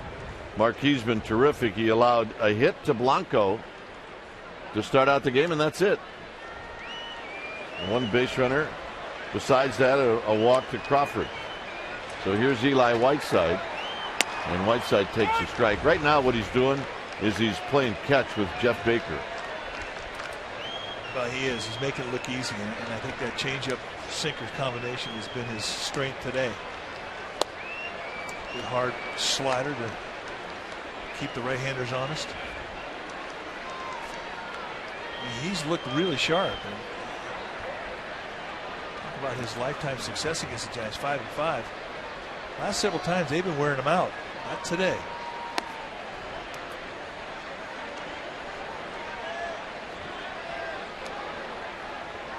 Done. Tired of this offense. I'm going to bed. That's the best bed in town right there. He couldn't be happier. 1-2 pitch. Whiteside pops this one out of play. Does that look comfortable or what? Oh, yeah. And I think she's happier than he is. Absolutely. Those are the things you miss when they start walking around. Or driving around. Yeah, that too. Whiteside stays alive. Pretty quiet day out on the Cove, so let's play some catch. I mean, if you're really good, you can bring your glove and play catch. You know, just don't have a miscue like that. Now we see why he didn't bring his glove. Whiteside out swinging. 6 strikeouts. And here's Justin Christian.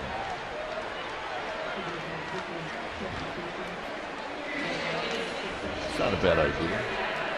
Yeah, I think it's a pretty cool idea. They had it going there for a while.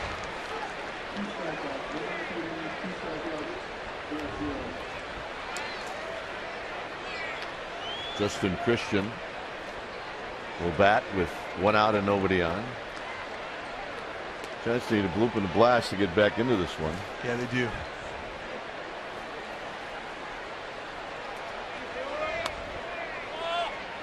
Or a walk and a blast. They need to get Marquis back in his stretch. He has had it in the windup way too long. 2-0.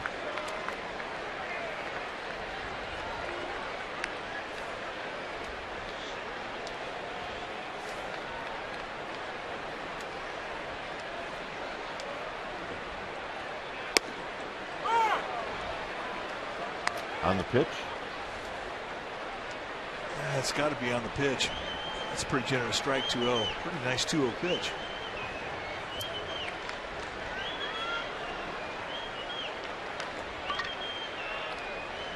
Swing and a miss. 2-2.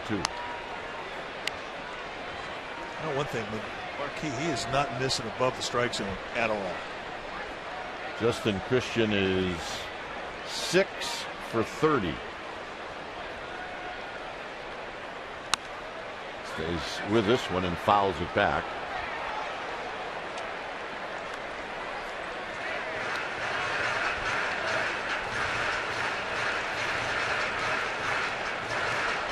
Day off for the Padres as well. And after the game, they will travel to Miami. Strike 3 call. He's playing catch. 7th strikeout for Jason Marquis. The fans, you want to be here in person the next time the Giants take the field, all you have to do is head to StubHub, where it's easy to find the seats that you want. You can see the Giants in action all season long. Find great seats for this weekend's games against the Dodgers. That's right. StubHub is the official fan-to-fan ticket marketplace of the San Francisco Giants. Check it out. StubHub. Tim Sullivan with his wife and lovely daughters. As Blanco lays down a bunt, it's a good one, and it picks foul. Sully broke in with us on our broadcast crew, and then decided to move on to bigger things like the network. But we still love it.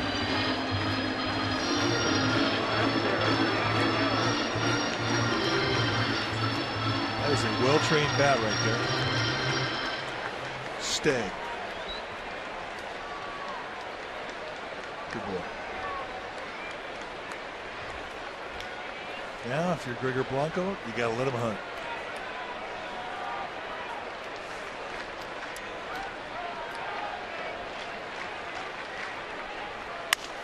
Breaks his bat, rolls this one to Forsythe, who throws him out to end the inning. We will head to the 7th in a very quiet yard.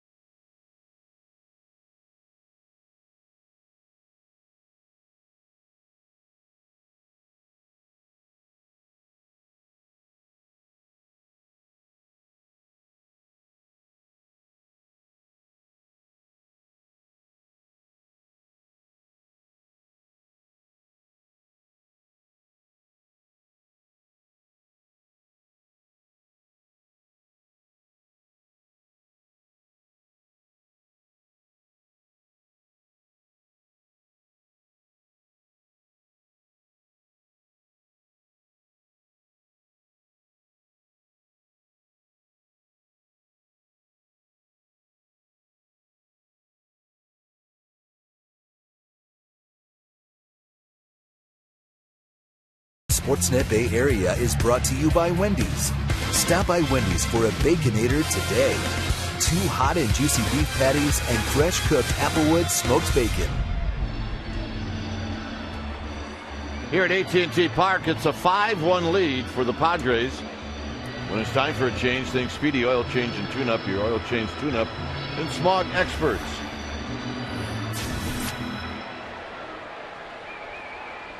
So there you take a look at Brad Penny. Anytime he's coming to a game, his last outing in Philadelphia he is not happy about. Other than that, he's been throwing the ball pretty well. I've seen him top out velocity-wise at 94, 95 in Atlanta. For the most part, you're going to see low 90s fastball, curveball, slider, and a changeup. Forsythe takes a strike.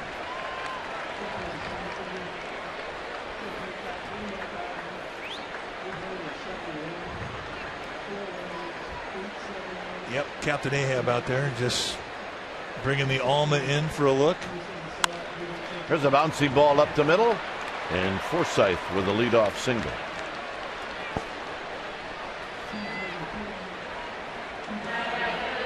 And now here comes the thump with Chase Headley.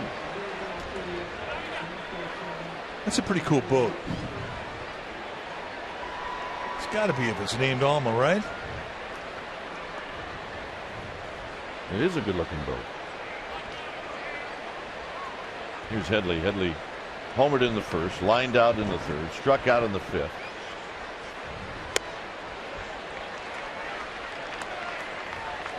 So Penny right into the stretch after the hit by Forsythe.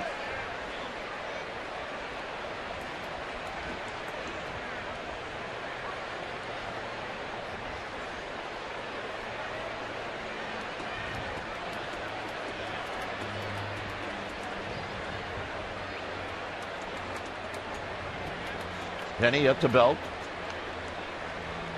Headley bounces this one to Belt. Belt will field it in foul territory. But Penny trying to get that ball on the ground. You put it in the hands of Brandon Belt. I mean, his throwing arm, he could make a double play when other first basemen can't because of how well he throws. Was a pitcher in the amateur ranks. Got good on him.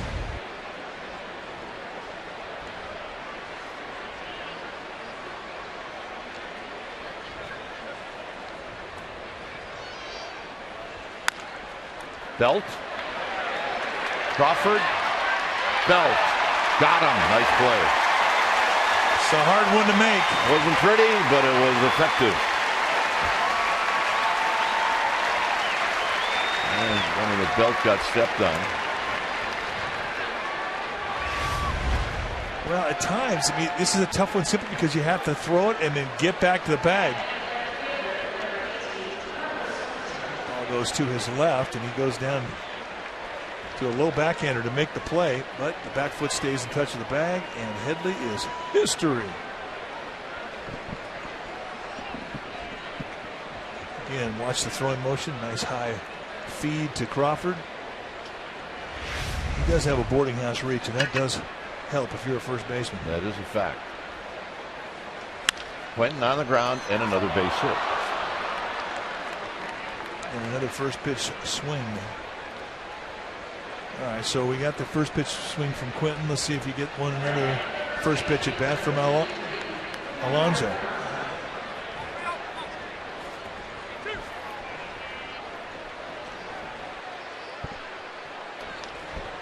So here's Alonso, who's 0 for 3.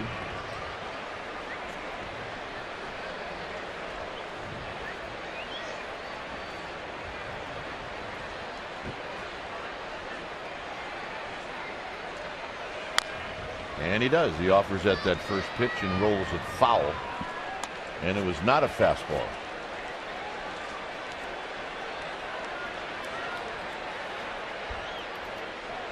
So it's 0-1 to Yonder Alonso.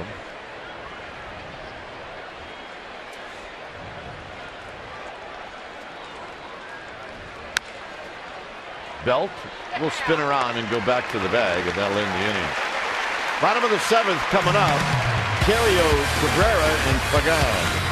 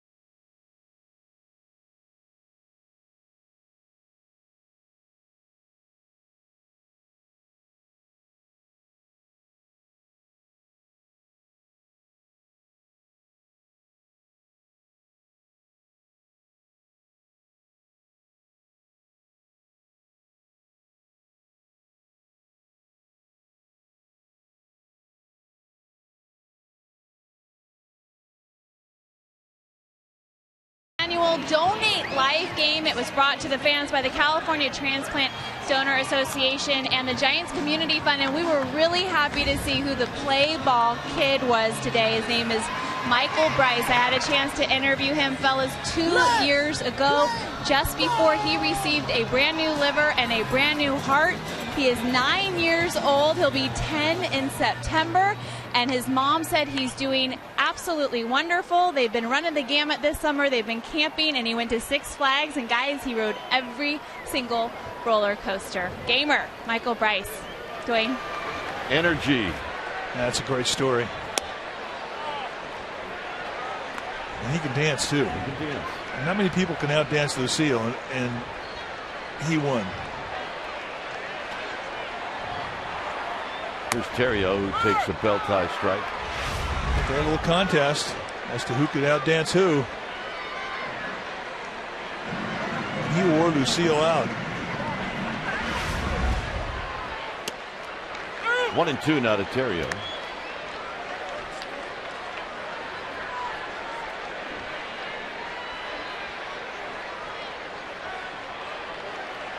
Melky Cabrera on deck. Terrio gone. A strikeout. Well, how good has that slider been today for Marquis against the right-handers? I mean, we're talking a lot of swing and misses. Now, there might be some people in Minnesota going, what's this? Where was this guy? We did not see that when he was a member of the Twins earlier this year. Cabrera on the ground to short. And Cabrera throws out Cabrera.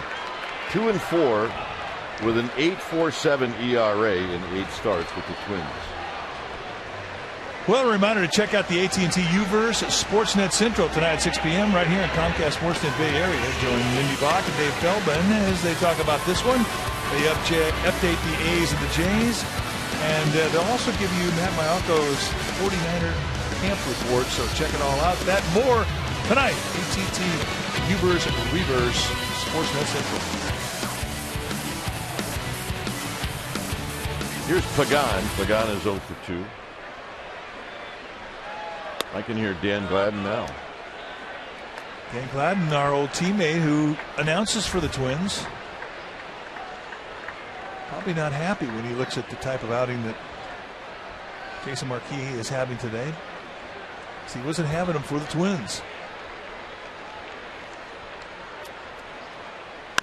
Pagan lines this one over Cabrera. And he is going to go for 2. And he's going to make it. Well, that's a dangerous play when you're down by 4 runs. You cannot get thrown out.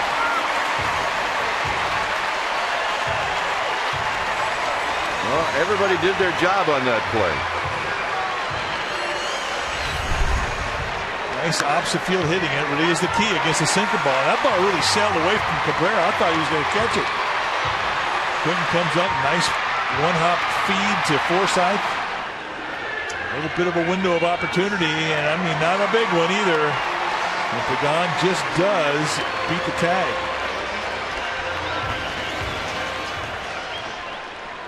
So here's Crawford. Crawford has walked and he's struck out.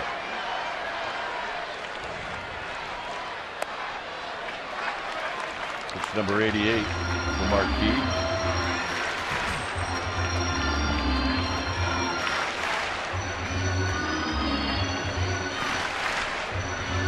There.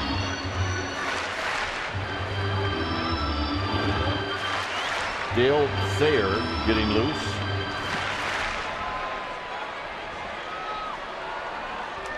First hit for the Giants since the first hitter the Giants had in the bottom of the first inning. Yeah, she's an Angel fan. Crawford cannot hold up. It's 1 ball and 1 strike.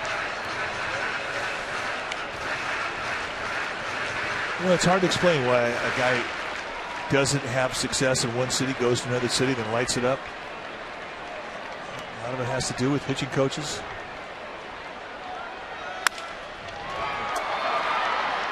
Cabrera has it, and he will throw out Crawford to end the inning. 8th inning coming up.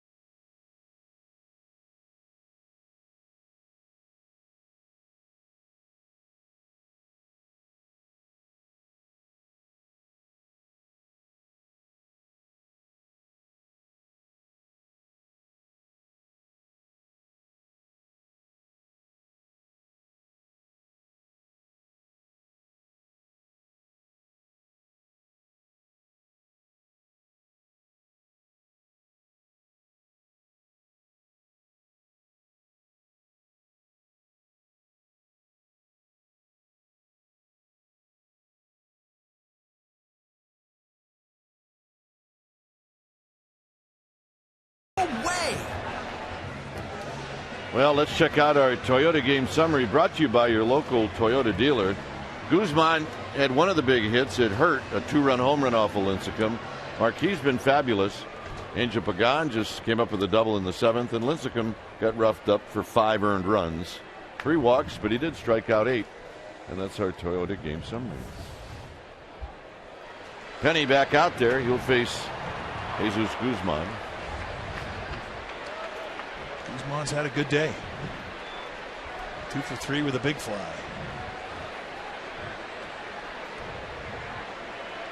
Look at his swing. You say, how can this guy hit 248? Can't explain that.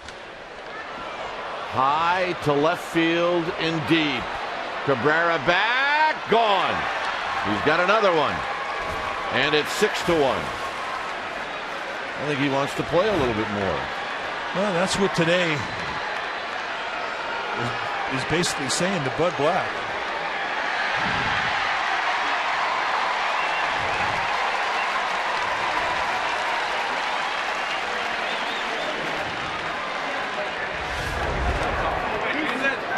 First time in his career he's had a 2-home run game.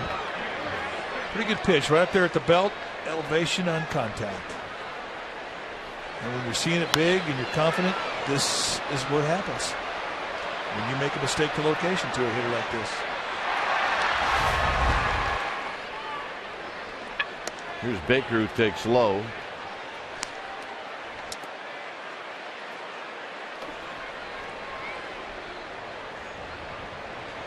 Baker's been on base 3 times, 2 walks and a single.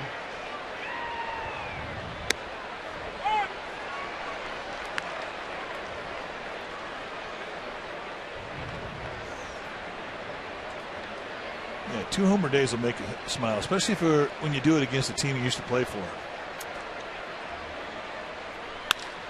Wrapped into center field. That'll be a base hit.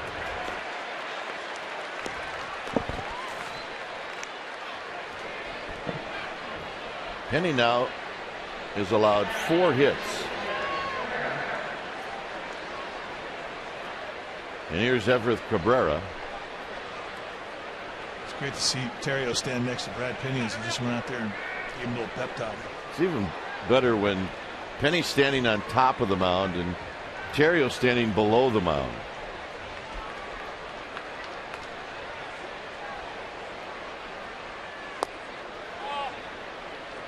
Well, if you look into the Giants dugout, a lot of times you'll see Penny and Lincecum together. That's odd.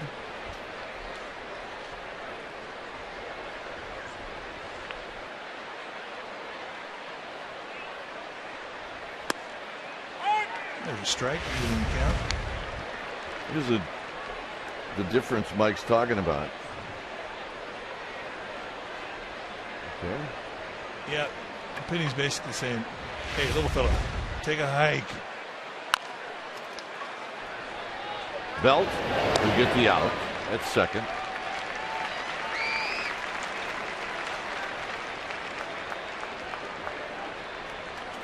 And Marquis going to hit.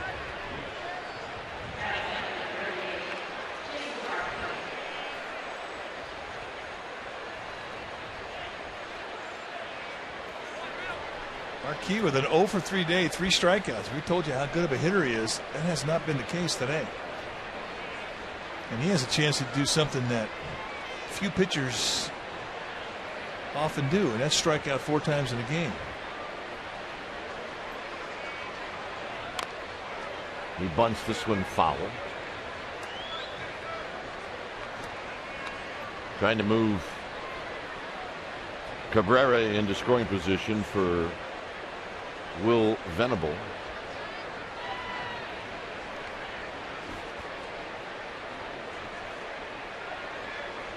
No balls and 1 strike.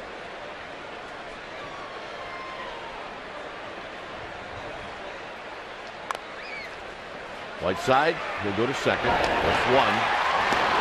And safe at first is Marquis. Tell you, he had pretty good speed at first base with Everett Cabrera. It took a perfect throw from Whiteside to get that force. What was impressive on the play is how quickly Marquis got down the line. But Whiteside not thinking anything else other than second base. And despite a very quick turn from Brandon Crawford. They cannot get Marquis on the double play. I don't know many pitchers that would have bagged it that hard down the line with a 5-run lead. He was scooting. Here's Venable.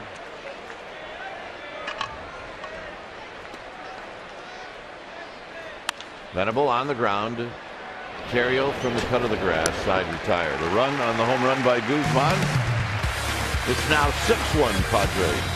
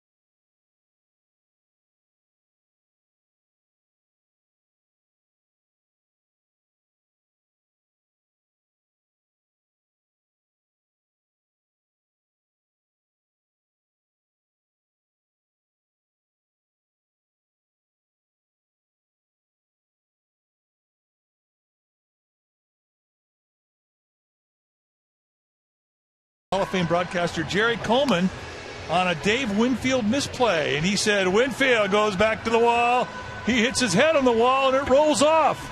It's rolling all the way back to second base. This is a terrible thing for the Padres. The beloved Padres broadcaster. That makes me laugh every time I see that quote. That's our Geico quote of the game. And we have Cal Poly Gamer Babes in the house. No bigger gamer babes on the planet than Cal Poly Gamer Babes, folks. 6-1 Padres. We're in the bottom of the 8th inning. Where are they sitting? There's Maben. He's now in center field. Will Venable moves to right.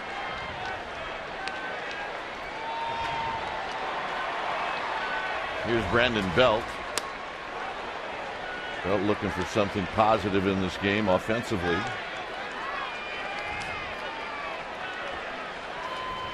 So far 0 for 2 with a couple of strikeouts. Thing about Marquis, you can see that he knows what has given Bell trouble the last 2 at-bats. He's caught in the same spot. He's doing right to that slider, down and in.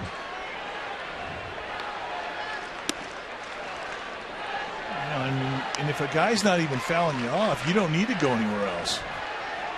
You put the pressure on him to make the adjustment. Don't outthink yourself if you're on the hill. Swing and miss is a swing and a miss.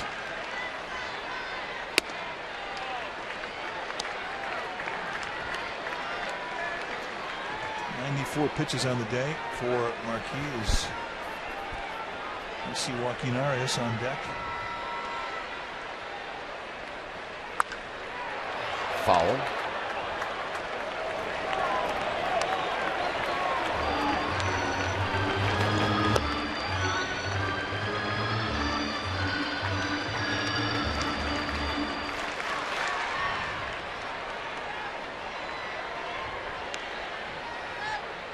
2-2 offering to Belt. Up the middle.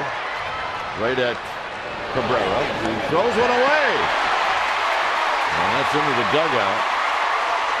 So Everett Cabrera, who's done everything right defensively, makes an error here in the 8th inning. Man, he can't believe it. So it all started out with a simple error. hadn't played perfectly all the time in the world. A little nonchalant, perhaps. And a one-hopper to the backside of Alonso, who cannot come up with it. So the Giants get a runner in scoring position for free. Here's Arias. I think you need to pay a little more respect to that play. Arias takes low.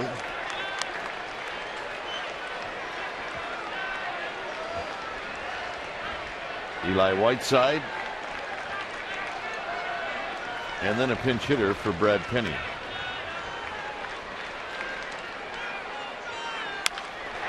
Into the hole. Cabrera will have no play. Arias with a base hit.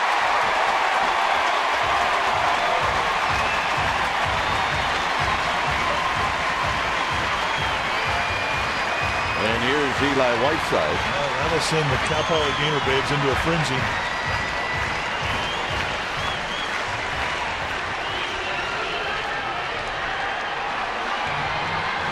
Mr. and Mrs. Claus are here. That's always a good sign. I wonder what they did in the offseason.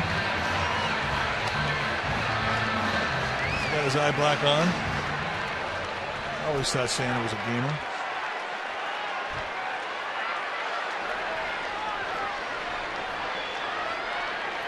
Here's Eli Whiteside.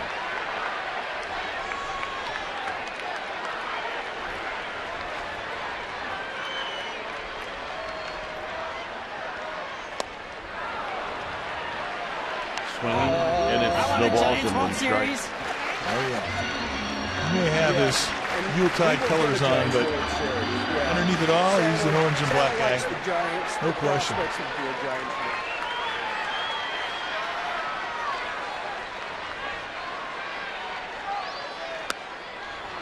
0-2 to Eli Whiteside. Popped out, he struck out.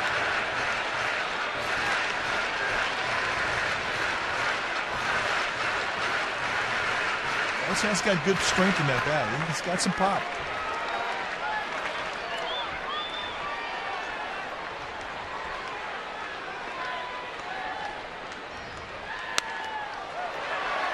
That's popped out of play.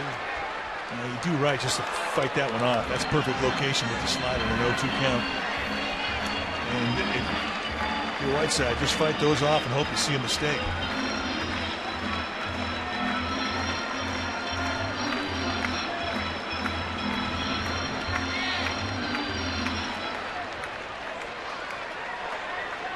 Runners at the corners.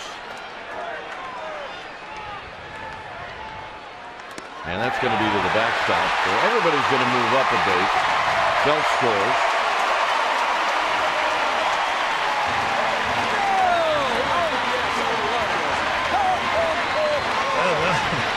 I'd get a few ho-ho-hos out of Santa. The babes are digging it.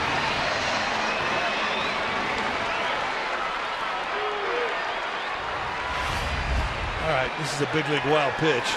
There is nothing that John Baker, who is an excellent ball blocker, can do about that.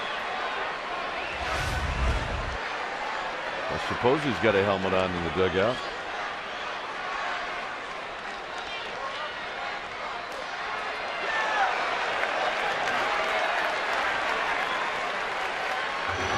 So again, he goes down there. Joe Thatcher, the lefty, he's ready. He's getting ready.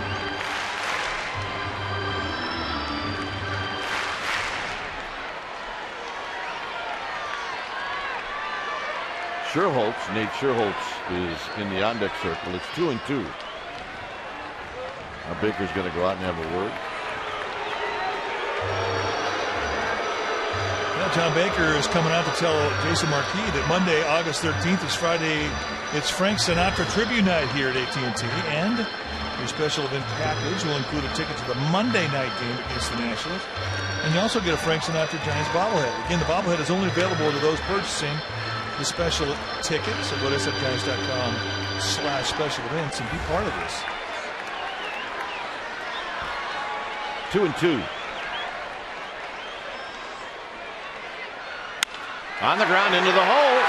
Cabrera is going to go to third, and that's a great play. That's unbelievable play. Arias gets caught. And you really do have to make sure that that ball goes through, given the score. Well, you're right. The ball in front of you, you have to make sure it goes through. There was hesitation there, and an off-balance one-hop seed, and Headley digs out the one-hopper. And that just takes a hit right away from Eli Whiteside, and that's a big out. What a play. So Bud Black's going to take the baseball from Marquis. Maybe.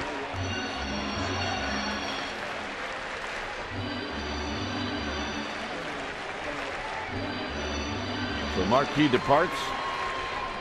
When it's time for a change, thing Speedy Oil Change and Tune-Up. Your oil change tune-up and smog experts. We'll be back.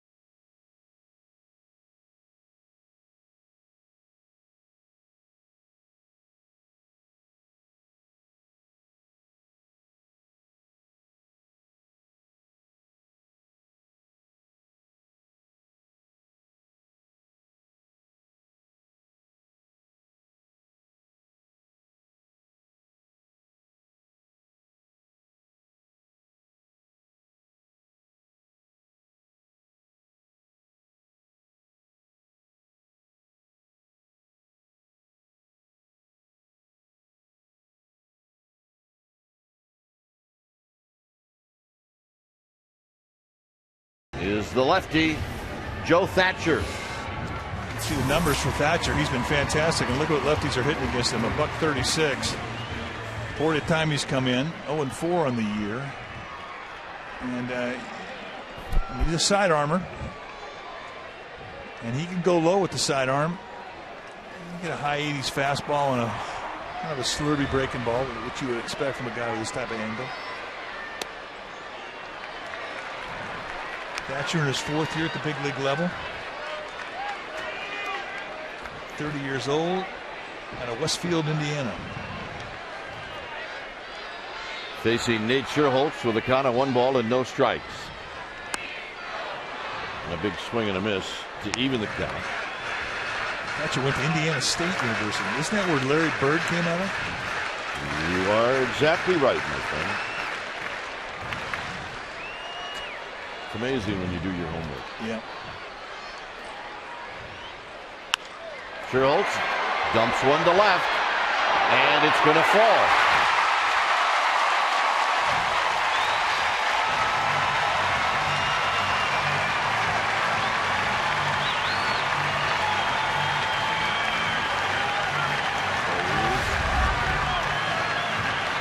Edgar Blanco. Just a little thing. He does not come in on a ball that well. It mean like his first step was back, and it cost him. So the Giants catch another break. So here's Blanco. It is that time. This guy's trying. Blanco is 1 for 3.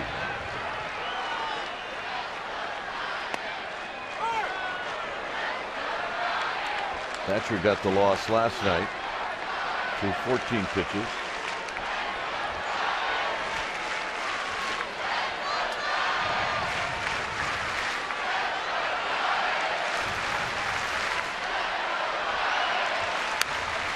Backhanded by Headley. They'll go around the horn. That's 1, and that's all they'll get. I'm really surprised Headley's momentum was going to 3rd. I am too. I thought he was going to take that out in the force at 3rd. I think that he thought he could get a double play because of how sharply that ball was hit. I mean, I think he could have got a double play if he steps on the bag at third.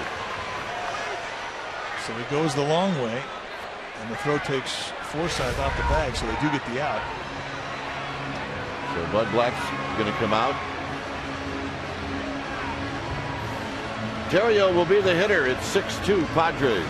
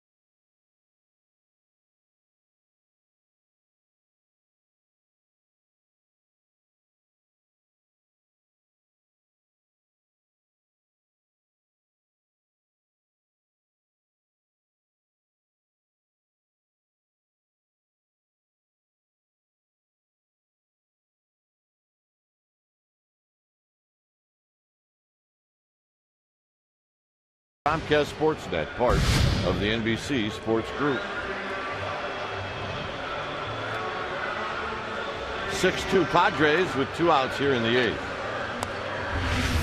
New pitcher now for Bud Black will be Luke Gregerson. Giants fans know him well. 48th time he's come in. Really one of the good sliders in the game. And from Gregerson, you're going to see a high 80s, low 90s fastball. He'll 2 and 4 seam the fastball, but a good, hard slider.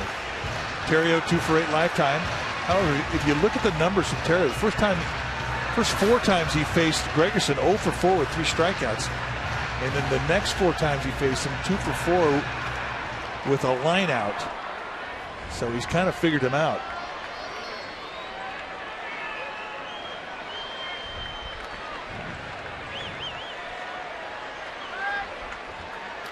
So here's Gregerson to Terrio. And the first pitch strike.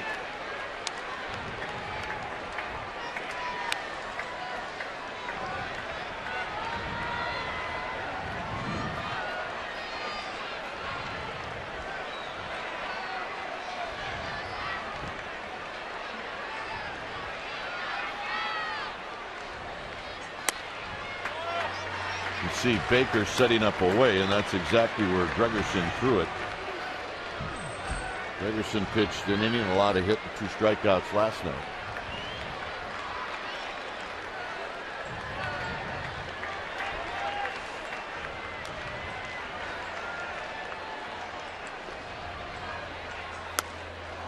One and 2. Slider. When he gets his back up against the wall, that is what you're going to see.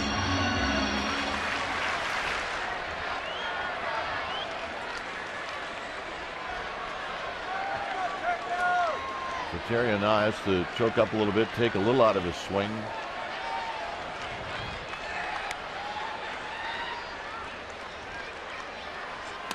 Outside 2 and 2.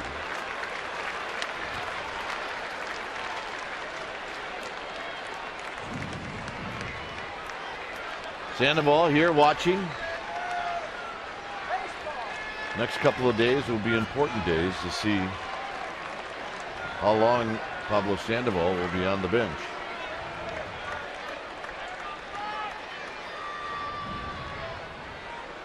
Blanco goes. Terrio stays alive.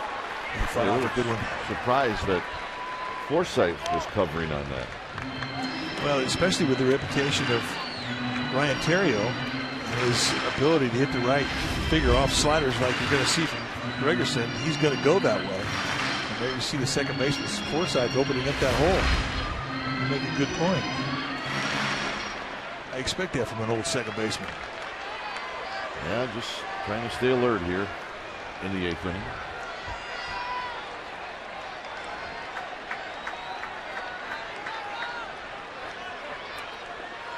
And a double bluff.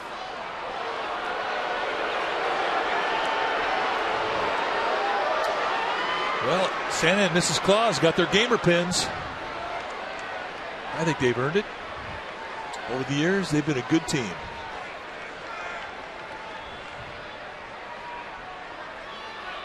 Blanco goes, and Terrio fights off a good pitch. And again, Forsythe is covering.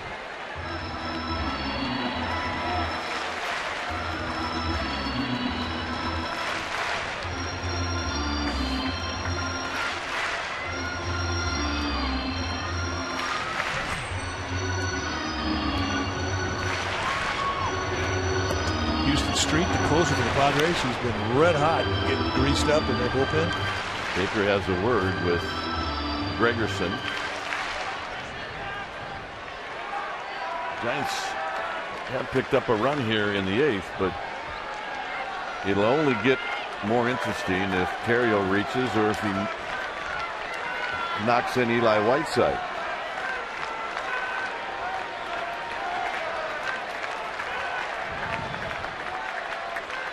Two and two.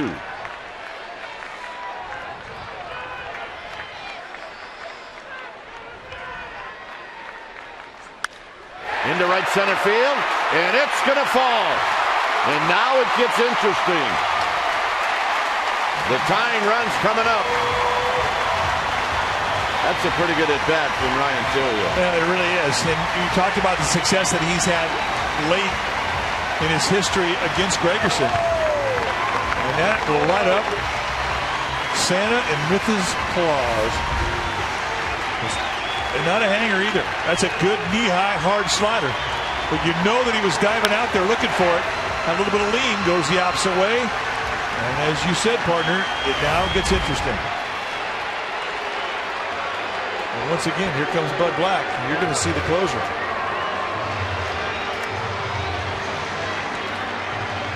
Gregerson's going to depart, and Houston Street's going to come in, try to pick up a save.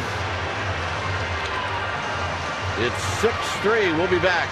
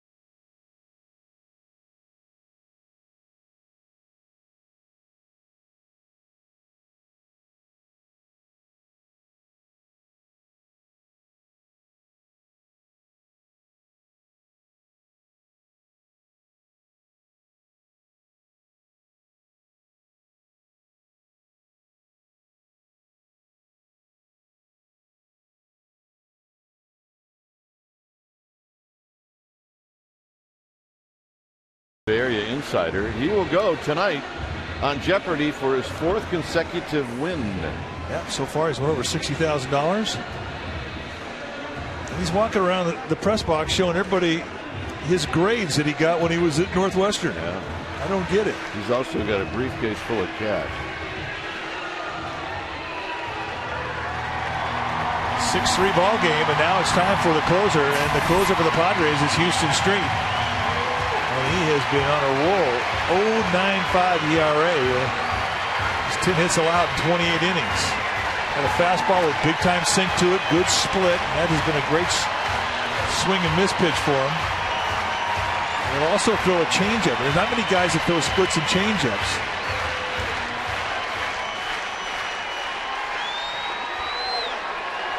Good hard slider.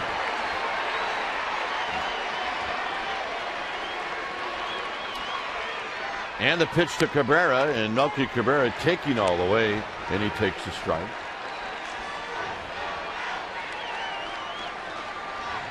Cabrera 0 for 2 with a sacrifice fly.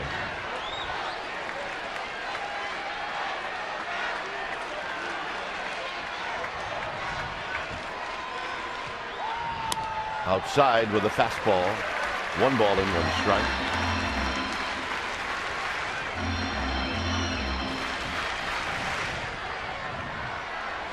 See, in this series, what the Giants have done with runners in scoring position.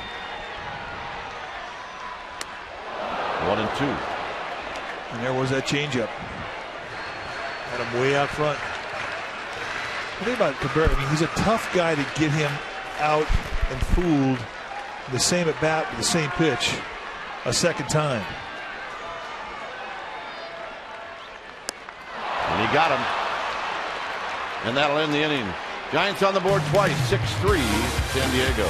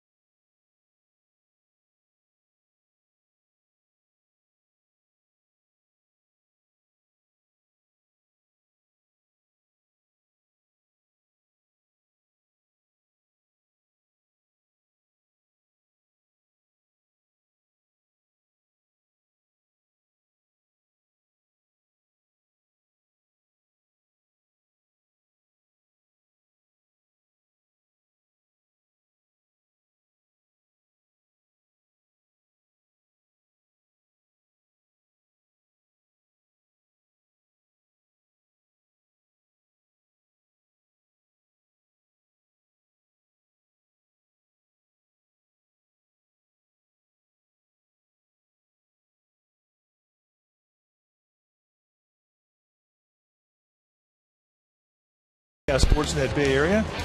Barry Tompkins will host. Al Bernstein will be there. International Boxing Hall of Famer Rowdy Gaines, 3-time Olympic gold medalist, will be there, as will Dominique Dawes, an Olympic gold medalist.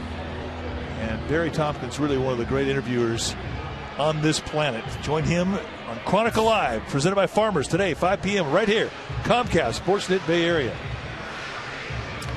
When it's time for a change, think Speedy Oil Change and Tune-Up. The oil change tune-up and smog experts. George Cantos, the new pitcher now for the Giants. He has really made a name of himself. 18 base runners in 17 innings, 19 strikeouts, 2 walks. Basically, we've seen a fastball and a slider, but that slider has got some disappearing qualities to it. It's a good one. Here's Forsythe. First pitch is wide. Saw Gregor Blanco move over to the left field, and Nate Sherholtz stays in the game and right.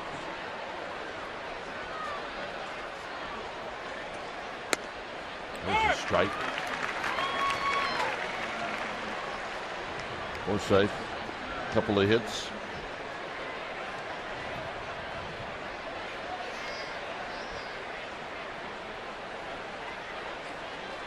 swing and a foul. Holding on is Whiteside. On deck is Headley and then Carlos Clinton. So Cantos comes in and he gets the big fellas.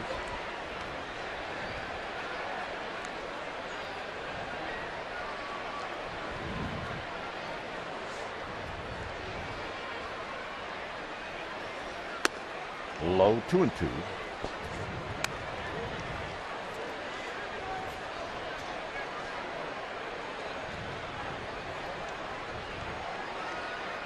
Cantos, the fourth Giants pitcher. Lincecum, Affelt, Penny, and now Cantos. And this is skied out to Nate Sherholtz in right field. And Nate puts it away. Stay tuned for the post-game wrap-up. That's going to come up in just a little bit. I'll also talk about the game with Murph and Mac tomorrow morning, right around 7:30 on KNBR 680. So you think it's a day off tomorrow? Not for you, big boy. You got a show. I got a show to do. And they're going to ask you all kinds of tough things. To set the alarm tomorrow. I'll call you up. Here's Headley. When's the last time you had to set an alarm? I set it today. I didn't need it, but I set it.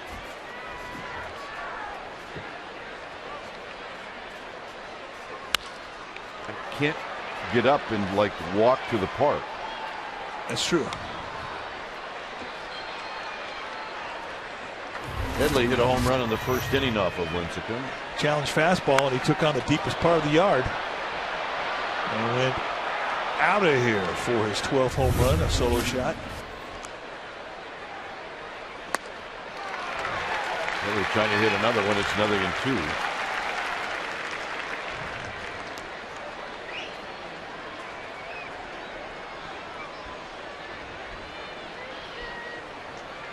Quentin to follow. And Headley rolls it foul right past Dave Roberts. All right, the foul ball experience here at the ballpark. Always a good one. Very entertaining. High fives for everybody. The little girl's unhappy. Oh, we need to get her a ball. Or a gamer pen. 0-2 pitch is low and in. 1-2. Jordan Baker, the 6'8" umpire at third base, says no swing.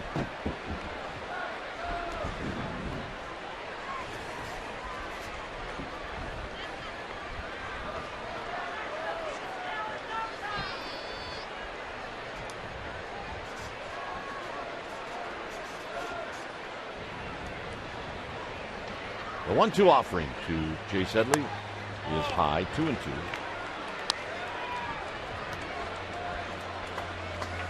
But after your show tomorrow, you got a day off.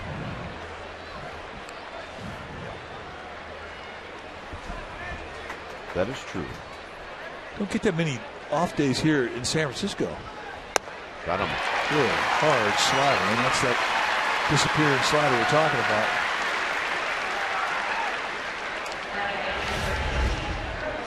Just throw it on their back foot, let them swing right over the top. That is how you draw it up.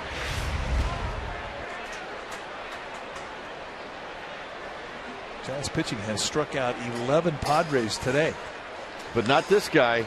No, he's Mr. First Pitch. He's hacked. I mean, he hasn't seen a second pitch in this at bat in this today.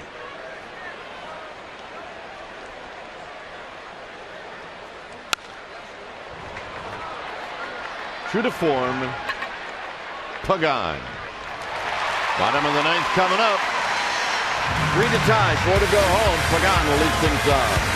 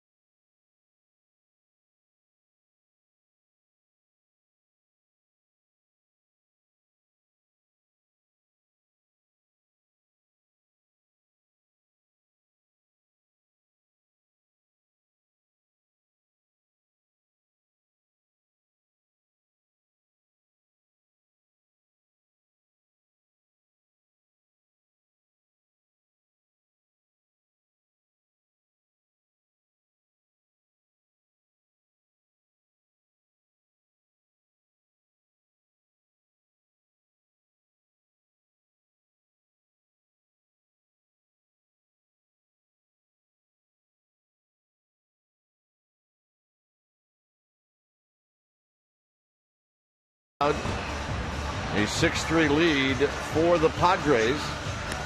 Remember, Houston Street came in and got a strikeout. It's Alexi Amarista who is now in left field for Carlos Quentin.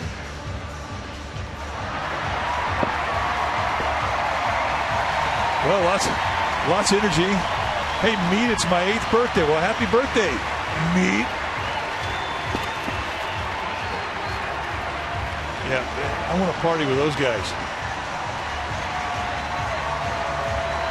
And her too.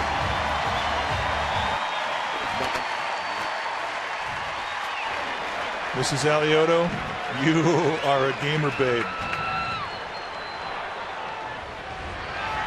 So Pagan will lead things off, then Crawford, then Belt.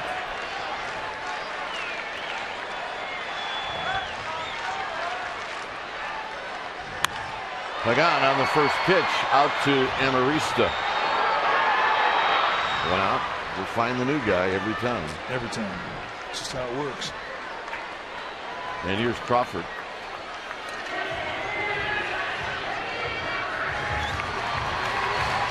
Crawford has walked, he's struck out, and he's bounced out.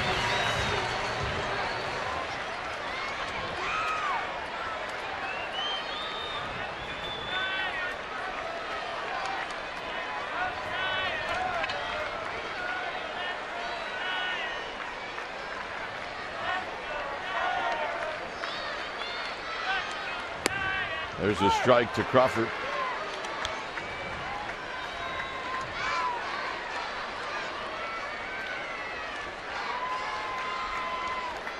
Giants need a couple of base runners. Crawford way out in front, another than 2.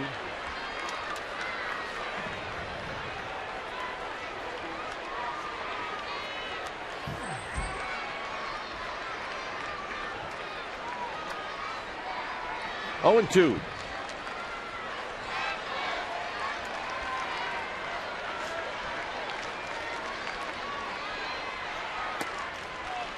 Street who give you a bunch of different looks. This is 1 and 2. Yeah, he starts off in the middle of the rubber. Then he takes a huge step back with his left foot, and then when he replants, he plants on the first base side of the rubber. Bit unorthodox.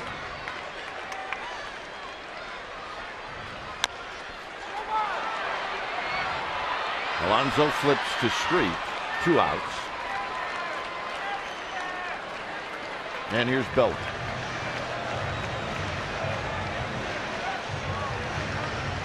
Belt is 0 for 3. He reached on an error in the 8th inning.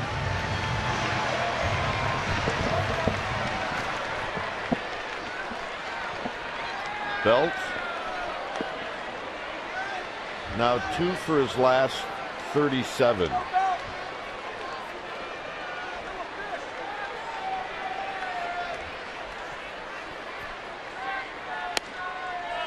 Low and away, 1 ball and no strikes.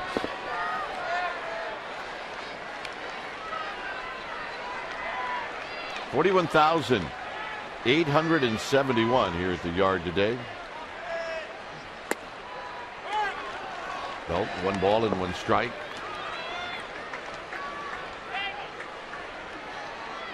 Yep, they're still hanging in there. Very creative. The 1-1 pitch. Here it is. Foul at the plate. 1 and 2. Giants have the rest of this day. They have all day tomorrow, and they have a good share of the day on Friday to figure out what they're going to do to help out this offense. And assuming that Pablo Sandoval will not play on Friday or Saturday or Sunday.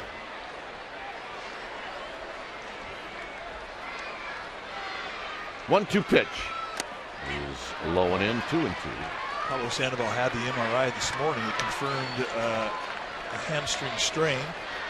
They're going to treat it tomorrow, and they're going to make a call as to what they're going to do on Friday in his regard. So we're hoping that it's a slight strain and he'll be able to play, but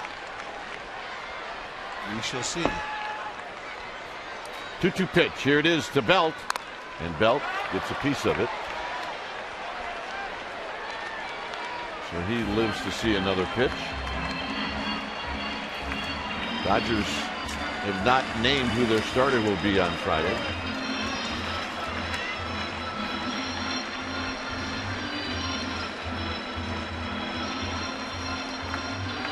Oh, yeah. That's my dad. Hang until the end.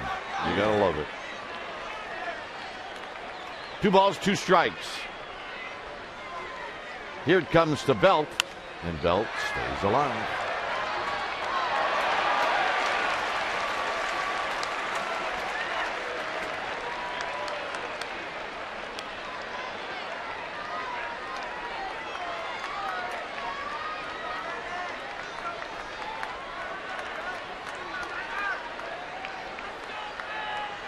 And another 2-2 pitch to Belt. And Belt to right field, and he's got a base hit.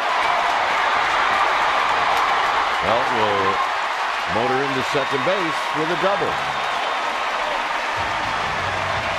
Well, that's got to feel pretty good. Dinner might taste a little better tonight. A 2-out, 2-strike double off a red-hot closer. Has to reach out to get it. With a toe tap. Stays back nice. Let the ball travel. Get yourself a big league knock. So a little 2-out thunder here, and the Giants keep hopes alive.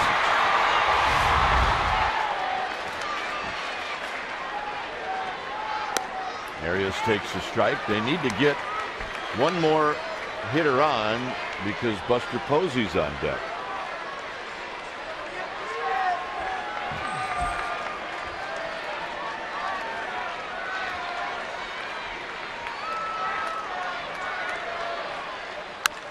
On the ground, this should do it. Forsythe to first, and that's the ball game. So the Giants end up taking 2 out of 3 with the Padres winning today. And now a day off, and the Giants will welcome in the Dodgers. But you want to look at the glass half full, they take the series. Well, and they continue to do that. I mean, win series, that's the goal. I mean, they're a bit disappointed here today. Lipscomb did not pitch as well as he wanted to, but hey, it'll definitely be a good head of steam going into off day and getting ready for Friday. All right, final score. The Padres beat the Giants by a final of 6-3. Stay tuned. Esurance Giants postgame live with interviews in the wrap is going to start right now. Thanks for watching San Francisco Giants on Comcast Sportsnet, and it's all part of the NBC Sports Group.